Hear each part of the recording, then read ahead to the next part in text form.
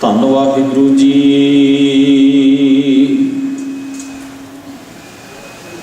ਅੰਤ ਕਾਲ ਜੋ ਲਛਮੀ ਸਿਮਰੈ, ਐਸੀ ਚਿੰਤਾ ਮਹਿ ਜੇ ਮਰੈ।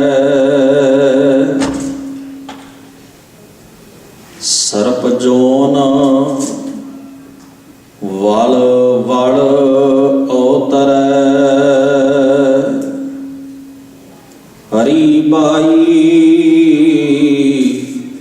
ਗੋਬਿੰਦ ਨਾਮ ਮਤ ਬੀਸਰੈ ਰਹਾਉ। ਅੰਤ ਕਾਲ ਜੋ ਇਸਤਰੀ ਸਿਮਰੈ, ਐਸੀ ਚਿੰਤਾ ਮਹਿ ਜੇ ਮਰੈ। ਬੇਸਵਾ ਜੋਨ ਵਲ ਵਲ ਉਤਰੈ, ਅੰਤ ਕਾਲ ਜੋ ਲੜਕੇ ਸਿਮਰੈ, ਐਸੀ ਚਿੰਤਾ ਮਹਿ ਜੇ ਮਰੈ। ਸੂਕਰ ਜੋਨ ਵਲ ਵਲ ਉਤਰੈ, ਅੰਤ ਕਾਲ ਜੋ ਮੰਦਰ ਸਿਮਰੈ, ਐਸੀ ਚਿੰਤਾ ਮਹਿ ਜੇ ਮਰੈ। ਪ੍ਰੇਤ ਜੋਨ ਵਲ ਵਲ ਉਤਰੈ, ਅੰਤ ਕਾਲ ਜੋ ਨਾਰਾਇਣ ਸਿਮਰੈ, ਐਸੀ ਚਿੰਤਾ ਮਹਿ ਜੇ ਮਰੈ। ਬਦਤ ਤਿਲੋਚਨ ਤੇ ਨਰ ਮੁਕਤਾ, ਪੀਤੰਬਰ ਵਾਕੇ ਹਿਰਦੈ ਬਸੈ। ਬਦਤ ਤਿਲੋਚਨ ਤੇ ਨਰ ਮੁਕਤਾ, ਪੀਤੰਬਰ ਵਾਕੇ ਹਿਰਦੈ ਬਸੈ। ਪਰਮ ਸਤਿਕਾਰਯੋਗ ਦੀਨ ਦੁਨੀ ਦੇ ਮਾਲਕ, ਅੰਮ੍ਰਿਤ ਕੇ ਦਾਤੇ, ਧੰਨ ਸਤਿਗੁਰੂ ਗੁਰੂ ਗ੍ਰੰਥ ਸਾਹਿਬ ਸੱਚੇ ਪਾਤਸ਼ਾਹ ਮਹਾਰਾਜ, ਗਰੀਬ ਨਵਾਜ ਸਤਿਗੁਰਾਂ ਦੇ ਪਾਵਨ ਦਰਬਾਰ ਦੀਆਂ ਹਾਜ਼ਰੀਆਂ ਭਰ ਰਹੇ, ਦੂਰੋਂ ਨੇੜਿਓਂ ਚੱਲ ਕੇ ਆਏ ਗੁਰੂ ਪਿਆਰੇ, ਗੁਰੂ ਸਵਾਰੇ, ਸਤ ਸੰਗੀ ਜਨੋ, ਅਕਾਲ ਪੁਰਖ ਵਾਹਿਗੁਰੂ ਜੀ ਨੇ ਅਪਾਰ ਬਖਸ਼ਿਸ਼ ਕਿਰਪਾ ਕੀਤੀ ਹੈ। ਸਤਿਗੁਰੂ ਜੀ ਦੇ ਪਾਵਨ ਚਰਨਾਂ ਵਿੱਚ ਬੈਠ ਕੇ ਆਪ ਸਰਬੱਤ ਸੰਗਤ ਨੇ ਬੜੇ ਪਿਆਰ, ਬੜੇ ਸਤਿਕਾਰ ਦੇ ਨਾਲ ਸਤਿਗੁਰੂ ਸੱਚੇ ਪਾਤਸ਼ਾਹ ਜੀ ਦੀ ਪਾਵਨ ਬਾਣੀ ਦਾ ਕੀਰਤਨ ਗੁਰੂ ਸਵਾਰਿਆਂ ਪਾਸੋਂ ਸ਼ਰਵਣ ਕੀਤਾ ਹੈ।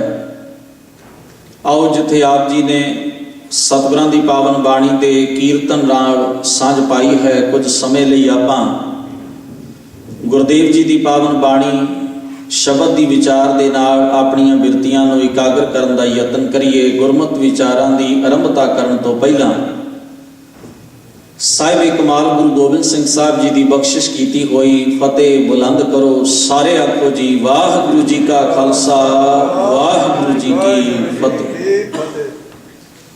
ਸ਼ਬਦ ਹੈ ਭਗਤ ਤ੍ਰਿਲੋਚਨ ਜੀ ਦਾ। 15 ਭਗਤ ਸਾਹਿਬਾਨਾਂ ਦੇ ਵਿੱਚੋਂ ਭਗਤ ਤ੍ਰਿਲੋਚਨ ਜੀ ਦਾ ਇਹ ਸ਼ਬਦ ਧੰਨ ਗੁਰੂ ਗ੍ਰੰਥ ਸਾਹਿਬ ਮਹਾਰਾਜ ਜੀ ਦੀ ਪਾਵਨ ਬਾਣੀ ਦੇ ਵਿੱਚ ਰਾਗ ਗੁਜਰੀ ਦੇ ਵਿੱਚ ਸੁਭਾਈਮਾਨ ਹੈ। ਆਮ ਤੌਰ ਦੇ ਉੱਤੇ ਗੁਰੂ ਗ੍ਰੰਥ ਸਾਹਿਬ ਮਹਾਰਾਜ ਜੀ ਦੇ ਪਾਵਨ ਸ਼ਬਦਾਂ ਦੀ ਵਿਚਾਰ ਦੇ ਵਿੱਚ ਜਦੋਂ ਐਸੇ ਸ਼ਬਦ ਜਿਨ੍ਹਾਂ ਦੀ ਭਾਸ਼ਾ, ਜਿਨ੍ਹਾਂ ਦਾ ਲਹਿਜ਼ਾ, ਜਦੋਂ ਅਸੀਂ ਉਹਨਾਂ ਸ਼ਬਦਾਂ ਨੂੰ ਪੜ੍ਹਦੇ ਹਾਂ ਤਾਂ ਉੱਪਰੇ ਤੌਰ ਦੇ ਉੱਤੇ ਕਈ ਗਲਤ ਫਹਿਮੀਆਂ ਅਸੀਂ ਮਨ ਵਿੱਚ ਬਣਾ ਲੈਂਦੇ ਹਾਂ। ਦਰਅਸਲ ਇਹ ਕਸੂਰ ਭਾਸ਼ਾ ਦਾ ਨਹੀਂ ਹੈ। ਸਾਡੇ ਦਿਲ ਵਿੱਚ, ਸਾਡੇ ਦਿਮਾਗ ਵਿੱਚ ਜਿਹੜਾ ਪਹਿਲਾਂ ਵਿਚਾਰ ਬੈਠਾ ਹੁੰਦਾ ਹੈ, ਅਸੀਂ ਉਸ ਨੂੰ ਅੱਗੇ ਰੱਖ ਕੇ ਸਤਿਗੁਰੂ ਜੀ ਦੇ ਸ਼ਬਦ ਨੂੰ ਵੇਖਣ ਦਾ ਯਤਨ ਕਰਦੇ ਹਾਂ ਤਾਂ ਇਹ ਉਵੇਂ ਦੀ ਗੱਲ ਬਣ ਜਾਂਦੀ ਹੈ ਕਿ ਜਿਸ ਰੰਗ ਦੀਆਂ ਅਸੀਂ ਐਨਕਾਂ ਲਾ ਕੇ ਆਲੇ ਦੁਆਲੇ ਨੂੰ ਵੇਖੀਏ, ਸਾਨੂੰ ਆਲਾ ਦੁਆਲਾ ਉਸੇ ਦਾ ਨਜ਼ਰ ਆਉਣ ਲੱਗ ਪੈਂਦਾ ਹੈ। ਕਿਉਂਕਿ ਸਾਡੀ ਆਪਣੀ ਸੋਚ ਹੈ, ਸਾਡੇ ਆਪਣੇ ਵਿਚਾਰ ਹਨ, ਸਾਡੀ ਬੁੱਧ ਵਿੱਚ, ਸਾਡੇ ਸੁਰਤ ਵਿੱਚ ਜਿਹੜੇ ਖਿਆਲ ਪਹਿਲਾਂ ਤੋਂ ਮੌਜੂਦ ਨੇ, ਜੇ ਅਸੀਂ ਉਹਨਾਂ ਨਾਲ ਮਿਲਾ ਕੇ ਗੁਰੂ ਦੇ ਸ਼ਬਦ ਨੂੰ ਪੜ੍ਹਨ ਦਾ, ਵਿਚਾਰਨ ਦਾ ਯਤਨ ਕਰੀਏ ਤਾਂ ਸਾਨੂੰ ਲੱਗਦਾ ਹੈ ਉਹੀ ਕੁਝ ਗੁਰੂ ਸ਼ਬਦ ਵਿੱਚ ਵੀ ਲਿਖਿਆ ਹੈ, ਜੋ ਕੁਝ ਸਾਨੂੰ ਪਹਿਲਾਂ ਦੱਸਿਆ ਗਿਆ ਸੀ ਗੁਰੂ ਕੀ ਪਾਵਨ ਬਾਣੀ ਪੜ੍ਹਨ ਤੋਂ। ਪਰ ਜੇ ਅਸੀਂ ਗੁਰੂ ਗ੍ਰੰਥ ਸਾਹਿਬ ਜੀ ਦੀ ਪਾਵਨ ਬਾਣੀ ਦੀ ਵਿਚਾਰ ਗੁਰਬਾਣੀ ਦੇ ਤਰੀਕੇ ਦੇ ਮੁਤਾਬਕ ਕਿ ਗੁਰੂ ਗ੍ਰੰਥ ਸਾਹਿਬ ਮਹਾਰਾਜ ਵਿੱਚ ਇਸ ਬਾਰੇ ਕੀ ਲਿਖਿਆ ਹੈ, ਆਪਣੀ ਸੋਚ ਨੂੰ ਪਾਸੇ ਛੱਡਦਿਆਂ ਕੇਵਲ ਧਿਆਨ ਗੁਰੂ ਗ੍ਰੰਥ ਸਾਹਿਬ ਜੀ ਦੀ ਪਾਵਨ ਬਾਣੀ ਵੱਲ ਰੱਖਣਾ, ਤਾਂ ਬਹੁਤੀਆਂ ਗੱਲਾਂ ਐਸੀਆਂ ਹਨ ਜੋ ਸਾਨੂੰ ਸਪਸ਼ਟ ਹੋ ਜਾਂਦੀਆਂ ਨੇ ਤੇ ਸਾਡਾ ਭਰਮ ਵੀ ਦੂਰ ਹੋ ਜਾਂਦਾ ਹੈ ਤੇ ਸਾਨੂੰ ਇਸ ਗੱਲ ਦਾ ਗਿਆਨ ਆਉਂਦਾ ਹੈ, ਚਾਨਣ ਹੁੰਦਾ ਹੈ ਵੀ ਅਸੀਂ ਜੋ ਪਹਿਲਾਂ ਸਮਝਦੇ ਰਹੇ ਉਹ ਗੱਲ ਤਾਂ ਬਿਲਕੁਲ ਹੋਰ ਸੀ। ਤੇ ਜਿਹੜੀ ਗੱਲ ਧੰਨ ਗੁਰੂ ਗ੍ਰੰਥ ਸਾਹਿਬ ਮਹਾਰਾਜ ਸੱਚੇ ਪਾਤਸ਼ਾਹ ਜੀ ਦੀ ਪਾਵਨ ਬਾਣੀ ਦੇ ਵਿੱਚੋਂ ਸਾਨੂੰ ਪੜ੍ਹਨ ਵਾਸਤੇ, ਵਿਚਾਰਨ ਵਾਸਤੇ, ਸਮਝਣ ਵਾਸਤੇ ਪ੍ਰਾਪਤ ਹੋਈ, ਉਹ ਤਾਂ ਬੜੀ ਵੱਖਰੀ ਹੈ। ਇਸ ਕਰਕੇ ਸਤਿਗੁਰੂ ਦੇ ਪਿਆਰ ਵਾਲਿਓ, ਧੰਨ ਸਤਿਗੁਰੂ ਗੁਰੂ ਗ੍ਰੰਥ ਸਾਹਿਬ ਮਹਾਰਾਜ ਜੀ ਦੀ ਪਾਵਨ ਬਾਣੀ ਨੂੰ ਗੁਰੂ ਕੀ ਪਾਵਨ ਬਾਣੀ ਦੀ ਵਿਚਾਰ ਦੇ ਮੁਤਾਬਕ ਸਮਝਣਾ ਇੱਕ ਤਰੀਕਾ ਹੈ ਗੁਰੂ ਗ੍ਰੰਥ ਸਾਹਿਬ ਜੀ ਦੇ ਨਵੇਕਲੇ ਸਿਧਾਂਤ ਦੇ ਨਾਲ ਸਾਂਝ ਪਾਉਣ ਦਾ। ਸੋ ਇਸ ਸ਼ਬਦ ਦਾ ਰਹਾਉ ਦਾ ਜੋ ਬੰਦ ਹੈ, ਇੱਕੋ ਪੰਕਤੀ ਹੈ। ਰਹਾਉ ਦੇ ਬੰਦ ਵਿੱਚ ਭਗਤ ਲੋਚਨ ਜੀ ਆਖਦੇ ਨੇ, ਅਰੀ ਬਾਈ, ਬਾਈ ਦਾ ਅਰਥ ਹੈ ਹੇ ਭੈਣੇ। ਹੁਣ ਗੁਰੂ ਗ੍ਰੰਥ ਸਾਹਿਬ ਦੀ ਪਾਵਨ ਬਾਣੀ ਪੜ੍ਹੋ, ਕਿਤੇ ਮਹਾਰਾਜ ਮਾਈ ਸ਼ਬਦ ਨਾਲ ਵੀ ਸੰਬੋਧਨ ਕਰਦੇ ਨੇ। ਮਾਈ ਸ਼ਬਦ, ਮਾਈ ਦਾ ਅਰਥ ਹੈ ਮਾਂ। ਹੁਣ ਜਿਸ ਵੇਲੇ ਤੁਸੀਂ ਧੰਨ ਗੁਰੂ ਗ੍ਰੰਥ ਸਾਹਿਬ ਮਹਾਰਾਜ ਦੀ ਬਾਣੀ ਦੇ ਸ਼ਬਦ ਪੜ੍ਹੋ, ਜਿੱਥੇ ਮਹਾਰਾਜ ਨੇ ਸੰਤੋ ਸ਼ਬਦ ਨਾਲ ਸੰਬੋਧਨ ਕੀਤਾ ਹੈ, ਸੰਤੋ ਇਹ ਮਨ ਗਹਿਓ ਨਾ ਜਾਈ। ਸੰਤੋ ਕਿਹਨਾਂ ਨੂੰ ਆਖਿਆ? ਸਤ ਸੰਗੀਆਂ ਨੂੰ। ਮਾਈ ਆਖਿਆ ਹੈ ਮਤ ਨੂੰ, ਸੁਰਤ ਨੂੰ। ਭੈਣੇ ਸ਼ਬਦ ਸਤ ਸੰਗੀਆਂ ਵਾਸਤੇ ਵੀ ਇਸਤੇਮਾਲ ਕੀਤਾ ਹੈ। ਪਰਿਵਾਰ ਸ਼ਬਦ ਆਉਂਦਾ ਹੈ ਗੁਰੂ ਗ੍ਰੰਥ ਸਾਹਿਬ ਜੀ ਦੀ ਪਾਵਨ ਬਾਣੀ ਦੇ ਵਿੱਚ। ਰਾਗ ਰਤਨ ਪਰਿਵਾਰ ਭਰੀਆਂ, ਸਭ ਪਰਿਵਾਰ ਚੜਾਇਆ ਬੇੜੇ। ਪਰਿਵਾਰ ਕਿਹਨੂੰ ਆਖਿਆ? ਇਹਨਾਂ ਗਿਆਨ ਇੰਦਰੀਆਂ ਨੂੰ। ਇਹ ਪਰਿਵਾਰ ਹੈ ਸਾਡਾ, ਜਿਸ ਵਿੱਚ ਸਾਡਾ ਮਨ ਰਹਿੰਦਾ ਹੈ। ਕਿਉਂਕਿ ਗੁਰਬਾਣੀ ਮਨ ਦੇ ਤਲ ਤੇ ਆਖੀ ਗਈ ਗੱਲ ਹੈ ਨਾ, ਸੁਰਤ ਦੇ ਤਲ ਤੇ ਆਖੀ ਗਈ ਗੱਲ ਹੈ। ਤੇ ਸੁਰਤ ਮਨ ਦਾ ਰਿਲੇਸ਼ਨ ਕਿਹਨਾਂ ਨਾਲ ਹੈ? ਸਾਡੇ ਗਿਆਨ ਇੰਦਰੀਆਂ ਨਾਲ, ਸਾਡੀਆਂ ਅੱਖਾਂ ਨਾਲ ਹੈ, ਸਾਡੇ ਕੰਨਾਂ ਨਾਲ ਹੈ, ਸਾਡੀ ਜ਼ੁਬਾਨ ਦੇ ਨਾਲ ਹੈ, ਸਾਡੀ ਚਮੜੀ ਦੇ ਨਾਲ ਹੈ, ਇਹ ਸਾਡੇ ਨੱਕ ਦੇ ਨਾਲ ਹੈ। ਜਿਹੜੇ ਸਾਨੂੰ ਗਿਆਨ ਦਿੰਦੇ ਹਨ ਉਹ ਇੰਦਰੀ, ਉਹਨਾਂ ਦੇ ਨਾਲ ਮਨ ਦਾ ਰਿਲੇਸ਼ਨ ਹੈ, ਮਨ ਦਾ ਸੰਬੰਧ ਉਹਨਾਂ ਨਾਲ ਹੈ। ਸੋ ਗੁਰਦੇਵ ਨੇ ਉਹਨਾਂ ਗਿਆਨ ਇੰਦਰੀਆਂ ਨੂੰ ਬਾਣੀ ਦੇ ਵਿੱਚ ਪਰਿਵਾਰ ਆਖਿਆ ਕਿ ਸਭ ਪਰਿਵਾਰ ਚੜਾਇਆ ਬੇੜੇ। ਤੋ ਇਹ ਗੁਰਬਾਣੀ ਦੇ ਤਰੀਕੇ ਹਨ ਕਿ ਬਾਣੀ ਵਿੱਚ ਵਰਤੇ ਹੋਏ ਸ਼ਬਦ ਦਾ ਭਾਵ ਕੀ ਹੈ। ਤੇ ਸਤਿਗੁਰੂ ਜੀ ਸ਼ਬਦ ਵਰਤੇ ਨੇ, ਭਗਤ ਜੀ ਅਰੀ ਬਾਈ, ਹੇ ਮੇਰੀਏ ਭੈਣੇ। ਇੱਕ ਸੰਬੰਧ ਹੈ। ਸਤਿਗੁਰੂ ਜਿਸ ਵੇਲੇ ਸ਼ਬਦ ਉਚਾਰਨ ਕਰਦੇ ਨੇ ਤਾਂ ਸੁਣਾਉਣ ਵਾਲੇ ਨਾਲ ਇੱਕ ਸੰਬੰਧ, ਇੱਕ ਰਿਲੇਸ਼ਨ ਕਾਇਮ ਕਰ ਲੈਂਦੇ ਨੇ, ਭਾਵੇਂ ਉਹ ਸਤ ਸੰਗੀ ਹੈ। ਬਾਣੀ 'ਚ ਮਹਾਰਾਜ ਨੇ ਆਖਿਆ, ਆਵ ਹੋ ਭੈਣੇ ਗਲ ਮਿਲਾਂ, ਅੰਕ ਸਹੇਲੜੀਆਂ, ਮਿਲ ਕੇ ਕਰੇ ਕਹਾਣੀਆਂ ਸਮਰੱਥ ਕੰਤ ਕੀਆਂ। ਤੇ ਕਹਾਣੀਆਂ ਕੀ ਕਰਨੀਆਂ ਨੇ ਉਹਦੀਆਂ? ਵੀ ਸਾਜੇ ਸਾਹਿਬ ਸਭ ਗੁਣ, ਔਗਣ ਸਭ ਅਸਾਂ। ਹੁਣ ਕਹਾਣੀ ਇਹ ਕਰਨੀ ਹੈ, ਖਿਆਲ ਕਰੋ। ਹੁਣ ਤੁਸੀਂ ਸ਼ਬਦ ਪੜ੍ਹੋ ਸਤਿਗੁਰੂ ਦੀ ਪਾਵਨ ਬਾਣੀ ਦੀਆਂ ਇਹ ਪੰਕਤੀਆਂ, ਆਵੋ ਸੰਤ ਪਿਆਰੇ ਹੋ, ਅਕਥ ਕੀ ਕਰੇ ਕਹਾਣੀ। ਹੁਣ ਇਹਨਾਂ ਪੰਕਤੀਆਂ ਨੂੰ ਵੀ ਕਈ ਵਾਰ ਬੜਾ ਅਜੀਬ ਜਿਹੇ ਢੰਗ ਨਾਲ ਵਿਆਖਿਆ ਦਿੱਤੀ ਗਈ ਹੈ। ਅਕਥ ਕੀ ਕਰੇ ਕਹਾਣੀ। ਅਕਥ ਸ਼ਬਦ ਨੂੰ ਧਿਆਨ ਨਾਲ ਸਮਝਣ ਦਾ ਯਤਨ। ਅਕਥ ਦਾ ਮਤਲਬ ਕੀ ਹੈ? ਜਦੋਂ ਐੜਾ ਲੱਗ ਗਿਆ ਕਥ ਦੇ ਨਾਲ, ਕਥਨ ਦਾ, ਕਥਨ ਨਾਲ ਐੜਾ ਲੱਗ ਜਾਏ ਤਾਂ ਸਮਝੋ ਕਥਿਆ ਨਹੀਂ, ਬਿਆਨ ਨਹੀਂ ਕੀਤਾ ਜਾ ਸਕਦਾ। ਸਤਿਗੁਰਾਂ ਆਖਿਆ ਅਕਥ ਕੀ ਕਰੇ ਕਹਾਣੀ। ਅਕਥ ਨੂੰ ਵਿਚਾਰਨਾ ਹੈ। ਕਹਾਣੀ ਦਾ ਮਤਲਬ ਉਹਦੀ ਗੱਲਬਾਤ ਕਰੀਏ ਜੋ ਪੂਰਨ ਤੌਰ ਤੇ ਬਿਆਨ ਨਹੀਂ ਹੋ ਸਕਦਾ। ਇਸੇ ਤਰ੍ਹਾਂ ਇੱਕ ਸ਼ਬਦ ਬਾਣੀ ਚ ਆਉਂਦਾ ਅਕਥ ਕਥਾ, ਜੋ ਅਕਥ ਬਿਆਨ ਨਹੀਂ ਕੀਤਾ ਜਾ ਸਕਦਾ। ਆਓ ਉਸ ਦਾ ਕਥਨ ਕਰੀਏ। ਤੇ ਮਨ ਵਿੱਚ ਸਵਾਲ ਪੈਦਾ ਹੁੰਦਾ, ਮਹਾਰਾਜ ਤੁਸੀਂ ਆਪ ਹੀ ਕਹਿੰਦੇ ਹੋ ਵੀ ਕਥਨ ਨਹੀਂ ਕੀਤਾ ਜਾ ਸਕਦਾ, ਆਪ ਹੀ ਕਹਿੰਦੇ ਹੋ ਆਓ ਉਹਦੀ ਗੱਲ ਕਰੀਏ, ਉਹਦੀ ਵਿਚਾਰ ਕਰੀਏ। ਪਰ ਸਤਿਗੁਰਾਂ ਨੇ ਉੱਥੇ ਕਿਤੇ ਨਾ ਕਿਤੇ ਜਿੱਥੇ ਅਕਥ ਕਥਾ ਸ਼ਬਦ ਵਰਤਿਆ ਹੁੰਦਾ, ਉੱਥੇ ਅੱਗੇ ਜਾ ਕੇ ਇਸ ਗੱਲ ਦੀ ਵਿਆਖਿਆ ਕੀਤੀ ਹੈ ਵੀ ਕਥਨ ਤੋਂ ਸਾਡਾ ਕੀ ਭਾਵ ਹੈ। ਗੁਰੂ ਜੀ ਉੱਥੇ ਦੱਸ ਦਿੰਦੇ ਨੇ ਹੁਣ ਉਦਾਹਰਣ ਦੇ ਤੌਰ ਤੇ ਪੌੜੀ ਨੂੰ ਤੁਸੀਂ ਧਿਆਨ ਨਾਲ ਪੜੋ। ਆਵੋ ਸੰਤ ਪਿਆਰਿਓ ਕਥ ਕੀ ਕਰੇ ਕਹਾਣੀ, ਕਰੇ ਕਹਾਣੀ ਆ ਕਥ ਕੇਰੀ। ਉਹਦੀ ਗੱਲਬਾਤ ਕਰੀਏ ਜੋ ਕਥਿਆ ਨਹੀਂ ਜਾ ਸਕਦਾ। ਪੁੱਛਿਆ ਮਹਾਰਾਜ ਜਿਹੜਾ ਕਥਨ ਨਹੀਂ ਹੋ ਸਕਦਾ ਉਹਦੇ ਬਾਰੇ ਕੀ ਗੱਲ ਕਰਨੀ ਹੈ, ਕਿਵੇਂ ਕਥਨ ਕਰਨਾ ਹੈ ਉਹਨੂੰ? ਕਹਿਣ ਲੱਗੇ ਨਹੀਂ, ਅਸੀਂ ਉਹਨੂੰ ਪੂਰਨ ਰੂਪ ਵਿੱਚ ਬਿਆਨ ਕਰਨ ਵਾਸਤੇ ਮੈਂ ਤੁਹਾਨੂੰ ਆਵਾਜ਼ਾਂ ਨਹੀਂ ਮਾਰ ਰਿਹਾ, ਮੈਂ ਤਾਂ ਇਸ ਨੁਕਤੇ ਵਾਸਤੇ ਤੁਹਾਨੂੰ ਆਵਾਜ਼ ਮਾਰਿਆ। ਉਹਦੇ ਸੰਬੰਧੀ ਗੱਲ ਆਪਾਂ ਇਹ ਕਰਨੀ ਹੈ, ਕਰੇ ਕਹਾਣੀ ਆ ਕਥ ਕੇਰੀ ਕਿਤ ਦੁਆਰੇ ਪਾਈ ਹੈ, ਵੀ ਕਿਹੜੀ ਜੁਗਤ ਨਾਲ ਉਹਦੇ ਨਾਲ ਸੰਬੰਧ ਜੋੜਿਆ ਜਾ ਸਕਦਾ। ਆਪਾਂ ਤਾਂ ਗੱਲ ਇਹ ਕਰਨੀ ਹੈ ਕਿਹੜੀ ਜੁਗਤ ਨਾਲ, ਕਿਹੜੇ ਤਰੀਕੇ ਨਾਲ, ਕਿਹੜੇ ਰਾਹ ਤੇ ਚੱਲ ਕੇ ਉਹਦੇ ਨਾਲ ਸਾਂਝ ਪਾਈ ਜਾਏ। ਆਪਾਂ ਇਹ ਕਹਾਣੀ ਕਰਨੀ ਹੈ, ਇਹ ਗੱਲਬਾਤ ਕਰਨੀ ਹੈ, ਇਹ ਵਿਚਾਰ ਕਰਨਾ ਹੈ। ਕਿਤ ਦੁਆਰੇ ਪਾਈ ਹੈ। ਫਿਰ ਉੱਤਰ ਦਿੱਤਾ ਅੱਗੇ, ਤਨ ਮਨ ਧਨ ਸਭ ਸੌਂਪ ਗੁਰ ਕੋ ਹੁਕਮ ਮੰਨਿਆ ਪਾਈਆ। ਆਪਣਾ ਤਨ ਮਨ ਧਨ ਗੁਰੂ ਨੂੰ ਸੌਂਪ ਕੇ, ਗੁਰੂ ਦੇ ਹੁਕਮ ਨੂੰ ਮੰਨ ਕੇ, ਇੱਥੇ ਵਿਸਰਾਮ ਹੈ। ਹੁਕਮ ਮੰਨਿਆ, ਅੱਗੇ ਵਿਸਰਾਮ ਦੇ ਕੇ ਅੱਗੇ ਪੜੋ ਪਾਈਆ। ਇਹ ਤਰੀਕਾ ਵੀ ਦੱਸ ਦਿੱਤਾ। ਹੁਣ ਅਸੀਂ ਅਕਥ ਕਥਾ ਦਾ ਜੋ ਮਰਜ਼ੀ ਆ ਮਤਲਬ ਕੱਢ ਲਈਏ ਵੀ ਅਕਥ ਕਥਾ ਦਾ ਮਤਲਬ ਕੀ ਹੈ। ਸੋ ਗੁਰੂ ਗ੍ਰੰਥ ਸਾਹਿਬ ਨੇ ਆਪ ਹੀ ਉੱਤਰ ਦਿੱਤਾ, ਕਿਸੇ ਕੋਲੋਂ ਪੁੱਛਣ ਦੀ ਲੋੜ ਨਹੀਂ ਪੈਣੀ ਸਾਨੂੰ। ਸੋ ਗੁਰਦੇਵ ਜੀ ਨੇ ਜਿਸ ਨੂੰ ਗੱਲ ਸਮਝਾਈ ਜਾਂ ਸਾਡੇ ਨਾਲ ਜਦੋਂ ਵਿਚਾਰ ਦੀ ਸਾਂਝ ਪਾਈ, ਤਾਂ ਸਤਿਗੁਰਾਂ ਨੇ ਬਾਹਰੀ ਤੌਰ ਤੇ ਵੀ ਕੁਝ ਸ਼ਬਦ ਵਰਤੋਂ ਚ ਲਿਆਂਦੇ। ਆ ਉਹ ਭੈਣੇ ਗਲ ਮਿਲੇ ਅੰਕ ਸਹੇਲੜੀਆਂ, ਮਿਲ ਕੇ ਕਰੇ ਕਹਾਣੀਆਂ, ਅਕਥ ਸਮਰੱਥ ਕੰਤ ਕੀਆਂ, ਸਾਚੇ ਸਾਹਿਬ ਸਭ ਗੁਣ ਔਗਣ ਸਭ ਆਸਾਂ। ਵਿਚਾਰ ਆਪਾਂ ਇਹ ਕਰਨੀ ਵੀ ਉਹਦੇ ਚ ਕੀ ਗੁਣ ਨੇ ਤੇ ਸਾਡੇ ਚ ਕੀ ਔਗਣ ਨੇ, ਤਾਂ ਕਿ ਅਸੀਂ ਆਪਣੇ ਔਗਣਾਂ ਨੂੰ ਖਤਮ ਕਰਕੇ ਉਸ ਗੁਣੀ ਨਿਧਾਨ ਪ੍ਰਮਾਤਮਾ ਵਿੱਚ ਭੇਦ ਹੋ ਸਕੀਏ। ਇਹ ਚਰਚਾ ਕਰਨੀ ਹੈ। ਜਿੰਨਾ ਚਿਰ ਸਾਨੂੰ ਆਪਣੇ ਔਗਣ ਮਹਿਸੂਸ ਨਹੀਂ ਹੋਣਗੇ, ਅਸੀਂ ਗੁਣ ਨੂੰ ਗ੍ਰਹਿਣ ਨਹੀਂ ਕਰ ਸਕਾਂਗੇ। ਅਸੀਂ ਘਰ ਵਿੱਚ ਬੈਠੇ ਹਾਂ, ਸਾਨੂੰ ਆਪਣੀ ਬਿਮਾਰੀ ਮਹਿਸੂਸ ਹੁੰਦੀ ਹੈ ਤੇ ਅਸੀਂ ਆਪ ਚੱਲ ਕੇ ਡਾਕਟਰ ਕੋਲ ਜਾਂਦੇ, ਉਹਦੇ ਨਾਲ ਸੰਪਰਕ ਕਰਦੇ ਹਾਂ, ਡਾਕਟਰ ਨੂੰ ਜਾ ਕੇ ਆਪ ਦੱਸਦੇ ਹਾਂ ਵੀ ਸਾਨੂੰ ਇਹ ਰੋਗ ਹੈ, ਬਿਮਾਰੀ ਹੈ, ਸਾਨੂੰ ਇਸ ਤਰ੍ਹਾਂ ਮਹਿਸੂਸ ਹੁੰਦਾ ਹੈ, ਸਾਡਾ ਇਲਾਜ ਕਰੋ। ਹੁਣ ਜੇ ਅਸੀਂ ਆਪਣੇ ਰੋਗ ਨੂੰ ਮਹਿਸੂਸ ਕਰਦੇ ਹਾਂ ਤਾਂ ਹੀ ਉਹਦਾ ਇਲਾਜ ਸੰਭਵ ਹੈ ਨਾ। ਜੇ ਅਸੀਂ ਆਪਣੇ ਰੋਗ ਨੂੰ ਮਹਿਸੂਸ ਨਹੀਂ ਕਰਦੇ ਤੇ ਉਹਦਾ ਇਲਾਜ ਕਿਵੇਂ ਹੋ ਸਕਦਾ ਹੈ? ਹੁਣ ਆਪਣੇ ਕਲੀਨਿਕ ਤੇ ਬੈਠੇ ਹੋਏ ਡਾਕਟਰ ਨੂੰ ਤਾਂ ਕੋਈ ਲੋੜ ਨਹੀਂ ਨਾ ਵੀ ਉਹ ਸਾਡੇ ਘਰ ਵਿੱਚ ਆਏ ਤੇ ਸਾਨੂੰ ਆ ਕੇ ਪੁੱਛੇ ਵੀ ਤੁਸੀਂ ਠੀਕ ਹੋ। ਕੱਲੇ ਕੱਲੇ ਨੂੰ ਪੁੱਛਣਾ ਉਹਦੇ ਲਈ ਬੜਾ ਔਖਾ ਹੈ। ਇਸ ਕਰਕੇ ਬਿਮਾਰ ਆਪ ਚੱਲ ਕੇ ਉਹਦੇ ਕੋਲ ਜਾਂਦੇ ਨੇ, ਉਹਨੂੰ ਜਾ ਕੇ ਦੱਸਦੇ ਨੇ ਵੀ ਸਾਨੂੰ ਇਹ ਪ੍ਰੋਬਲਮ ਹੈ, ਸਾਨੂੰ ਇਹ ਬਿਮਾਰੀ ਹੈ, ਸਾਨੂੰ ਇਹ ਰੋਗ ਹੈ, ਸਾਨੂੰ ਇਹ ਘਾਟਾ ਫੀਲ ਹੋ ਰਿਹਾ ਆਪਣੇ ਸਰੀਰ ਦੇ ਅੰਦਰ, ਕਿਰਪਾ ਕਰਕੇ ਇਹਦਾ ਇਲਾਜ ਕਰੋ। ਹੁਣ ਖਿਆਲ ਕਰਿਓ, ਜਿੰਨਾ ਚਿਰ ਰੋਗੀ ਆਪਣੇ ਰੋਗ ਨੂੰ ਮਹਿਸੂਸ ਨਹੀਂ ਨਾ ਕਰਦਾ, ਉਹ ਇਲਾਜ ਵਾਲੇ ਪਾਸੇ ਆਪ ਨਹੀਂ ਤੁਰਦਾ। ਤੇ ਜਦੋਂ ਮਹਿਸੂਸ ਕਰ ਲੈਂਦਾ ਹੈ ਨਾ, ਫਿਰ ਦੂਜੀ ਗੱਲ ਪਤਾ ਕੀ ਹੈ, ਡਾਕਟਰ ਨੂੰ ਜਾ ਕੇ ਅਸੀਂ ਦੱਸਦੇ ਹਾਂ ਵੀ ਕੀ ਗੱਲ ਹੈ।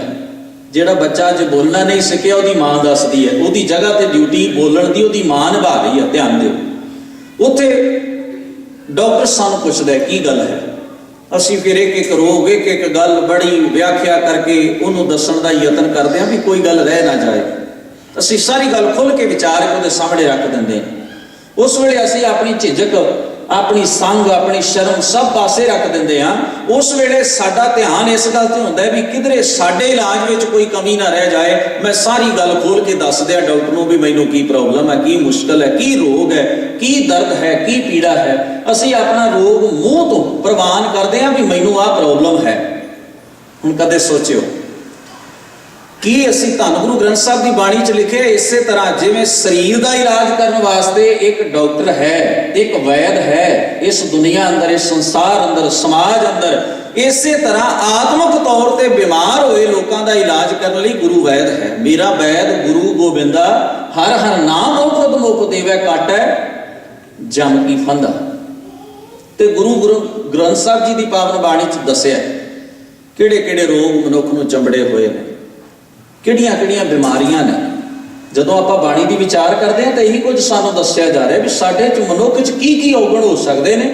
ਇਹਨਾਂ ਔਗਣਾਂ ਦਾ ਵਜ੍ਹਾ ਕਰਕੇ ਬੰਦਾ ਕਿਹੋ ਜਿਹੇ ਕਰਮ ਕਰਦਾ ਹੈ, ਕਿਹੋ ਜਿਹਾ ਉਹਦਾ ਜੀਵਨ ਬਣ ਜਾਂਦਾ ਹੈ। ਤੇ ਇਹ ਅਸੀਂ ਵੇਖਣਾ, ਬਾਣੀ ਪੜ੍ਹਦੇ ਹਾਂ ਵੀ ਇਹ ਚੀਜ਼ਾਂ ਕਿਧਰੇ ਸਾਡੇ ਜੀਵਨ 'ਚ ਤਾਂ ਨਹੀਂ, ਜੇ ਹੈਗੀਆਂ ਨੇ ਤਾਂ ਇਹ ਅਸੀਂ ਗੁਰੂ ਦੇ ਕੋਲ ਆ ਕੇ ਮੰਨਣਾ ਹੈ ਵੀ ਸਤਿਗੁਰੂ ਅਸੀਂ ਵੀ ਇਹਨਾਂ ਬਿਮਾਰੀਆਂ ਦੇ ਸ਼ਿਕਾਰ ਹਾਂ, ਸਾਡਾ ਵੀ ਇਲਾਜ ਕਰੋ। ਪਰ ਮਾਫ ਕਰਨਾ, ਮੈਂ ਪਹਿਲਾਂ ਵੀ ਸ਼ਾਇਦ ਇਹ ਬੇਨਤੀ ਆਪ ਜੀ ਨਾਲ ਸਾਂਝੀ ਕੀਤੀ ਹੈ भी गुरु ग्रंथ साहब महाराज कोल आके भी असी कदों मन्निया भी असी पापी हाँ? मन्निया असी इत्थे आके कदों मन्निया मनुख ने भी मेरे च औगण ने? इत्थे कदों आके मन्निया भी मेरे च मनमुखताई है? इत्थे आके कदों मन्निया भी मेरे विच ईर्खा है, साड़ा है, नफरत है, मेरे विच काम है, क्रोध है, लोभ है, मेरे अंदर ईर्खा है? कदों मन्ने आपां गुरु ग्रंथ साहब कोल? नहीं। माफ करना, इत्थे भी असी भाई साहब नूं यही बेनती करते हैं भी साडा नां अरदास विच सत्कार नाल लैणा, बाकी भावें सारी अरदास भुल जाओ, परवाह नहीं करनी। ये जरूर कहना फलाना सिंह जी बड़े गुरमुख प्यारे ने, इत्थे भी जिहदा नाम नौस होवे उहदे नाम दे नाल ये जरूर आख्या जाना चाहिए बड़े गुरमुख हन, बड़े रब दे बंदे हन, बड़े ये हन, बड़े वो हन। असी बड़े लंबे चौड़े सर्टिफिकेट दे के तोरते हैं हर एक बंदे नूं। कमाल की गल है, डॉक्टर कोल आके भी बंदा आया, डॉक्टर कोल ये दसन आया भी मैं तंदुरुस्त हाँ, ये नहीं दसन आया भी मेरे च रोग है, ये दसन आया भी डॉक्टर साहब मैं तंदुरुस्त हाँ, मैं बिल्कुल ठीक हाँ, तुसी मेरी कोई फिक्र नहीं करनी, कोई चिंता नहीं करनी, मैनू ना ही तुहाडी दवाई की लोड़ है, ना तुहाडे ट्रीटमेंट की लोड़ है, ना तुहाडी किसी सलाह की लोड़ है, क्योंकि मैं बिल्कुल ठीक। असीं गुरु नूं दस्सण आउंदे हां भी महाराज तुसीं भावें किन्ने चंगे वैद हो, पर सानूं तुहाडी सलाह की, तुहाडे इलाज की कोई लोड़ नहीं, क्योंकि असीं तां पहले ही ठीक ठाक हाँ, असीं तां पहले ही गुरमुख हाँ। तुसीं मनमुखां नूं उपदेश दिओ जिथे देना है, असीं तां पहले ही गुरमुख हाँ। हुण कदे सोचिओ बाणी पढ़दे हां असीं ये महसूस करके बाणी पढ़नी सी भी सानूं लोड़ है इस चीज़ की, पर नहीं पढ़ी गई। पढ़ी किसी ने, पढ़ने वाला जिन्हें एक मिनट भी कोल बैठ के गुरु की पावन बाणी नहीं सुनी, ਉਹਦੇ ਲਈ अरदास कर रहा है कि सतगुरु जीओ आप जी दे दर घर दे सेवक। ਹੁਣ गुरु साहब ਤਾਂ ਵੇਖਦੇ ਨੇ ਨਾ ਵੀ ਨਾ ਤਾਂ ਇਹ ਦਰ ਤੇ ਹੀ ਆਇਆ ਤੇ ਨਾ ਇਹਨੇ ਘਰ 'ਚ ਹੀ ਪੈਰ ਪਾਇਆ, ਗੱਲਾਂ ਦੋਵੇਂ ਹੀ ਝੂਠੀਆਂ ਨੇ। ਵੀ ਕਹਿਣ ਵਾਲਿਆ ਤੂੰ ਕਹੇ ਤਾਂ ਤੇਰੀ ਮਜਬੂਰੀ ਹੈ, ਤੈਨੂੰ ਸ਼ਬਦ ਵਰਤਣੇ ਪੈ ਰਹੇ ਨੇ, ਹੁਣ ਤੂੰ ਸਾਰੀ ਉਹਨਾਂ ਲਈ ਇਹ ਤਾਂ ਨਹੀਂ ਨਾ ਕਹਿ ਸਕਦਾ ਵੀ ਮਹਾਰਾਜ ਮੈਂ ਉਹਨਾਂ ਲਈ ਅਰਦਾਸ ਕਰ ਰਿਹਾ ਜਿਨ੍ਹਾਂ ਪਰਸੋਂ ਦਾ ਅਖੰਡ ਪਾਠ ਆਰੰਭ ਕਰਾਇਆ, ਪਰ ਮਹਾਰਾਜ ਇੱਕ ਵਾਰ ਵੀ ਉਹ ਵੇਖਣ ਨਹੀਂ ਆਏ ਵੀ ਕੀ ਹੋ ਰਿਹਾ। ਹੁਣ ਇਹ ਤਾਂ ਨਹੀਂ ਨਾ ਕਿਹਾ ਜਾ ਸਕਦਾ ਗੁਰੂ ਗ੍ਰੰਥ ਸਾਹਿਬ ਦੇ ਸਾਹਮਣੇ ਖਲੋ ਕੇ, ਮਜਬੂਰੀ ਬਣ ਗਈ। ਇਹੀ ਕਿਹਾ ਜਾਏਗਾ ਦਰ ਘਰ ਦੇ ਸੇਵਕ। ਹੁਣ ਗੁਰੂ ਤਾਂ ਜਾਣਦਾ ਹੈ ਨਾ ਵੀ ਨਾ ਇਹ ਦਰ ਤੇ ਦਰਵਾਜ਼ੇ ਤੇ ਆਇਆ, ਨਾ ਇਹਨੇ ਘਰ 'ਚ ਪੈਰ ਪਾਇਆ। ਤੇ ਤੀਸਰਾ ਸ਼ਬਦ ਤੂੰ ਵਰਤਿਆ ਸੇਵਕ, ਉਹ ਵੀ ਮੈਂ ਜਾਣਦਾ ਵੀ ਕਿੰਨਾ ਕੁ ਸੇਵਕ ਹੈ ਮੇਰਾ, ਮੇਰੀ ਸੇਵਾ ਕਰਦਾ ਹੈ ਕਿ ਹੋਰ ਵਿਕਾਰਾਂ ਦਾ ਸੇਵਾਦਾਰ, ਉਹ ਵੀ ਮੈਂ ਜਾਣਦਾ। ਚਲ ਖੈਰ ਸੁਣਨ ਵਾਲਿਆਂ ਨੂੰ ਚੰਗਾ ਲੱਗਦਾ। ਦਰ ਘਰ ਦੇ ਸੇਵਕ ਨੇ ਪਰਸੋਂ ਦੇ ਰੋਜ਼ ਤੋਂ ਇਹ ਸੇਵਾ ਆਰੰਭ ਕਰਵਾਈ ਹੈ। ਮਹਾਰਾਜ ਜੀ ਆਪ ਜੀ ਨੇ ਕਿਰਪਾ ਕਰਨੀ, ਗੁਰਮੁਖ ਪਰਿਵਾਰ ਤੇ ਮਿਹਰ ਭਰਿਆ ਹੱਥ ਰੱਖਣਾ। ਸਾਰੇ ਗੁਰਮੁਖ ਨੇ, ਕਿਉਂ? ਕਿਉਂਕਿ ਉਹਨਾਂ ਅਖੰਡ ਪਾਠ ਦੇ ਪੈਸੇ ਦਿੱਤੇ ਨੇ, ਉਹਨਾਂ ਲੰਗਰ ਦੇ ਪੈਸੇ ਦਿੱਤੇ ਨੇ, बस इन्हें च गुरमुख हो गए। फिर तो बड़ा सस्ता सौदा होया ना, फिर तो पहाड़ी राजे भी पैसे दे के गुरमुख बन सकते सी।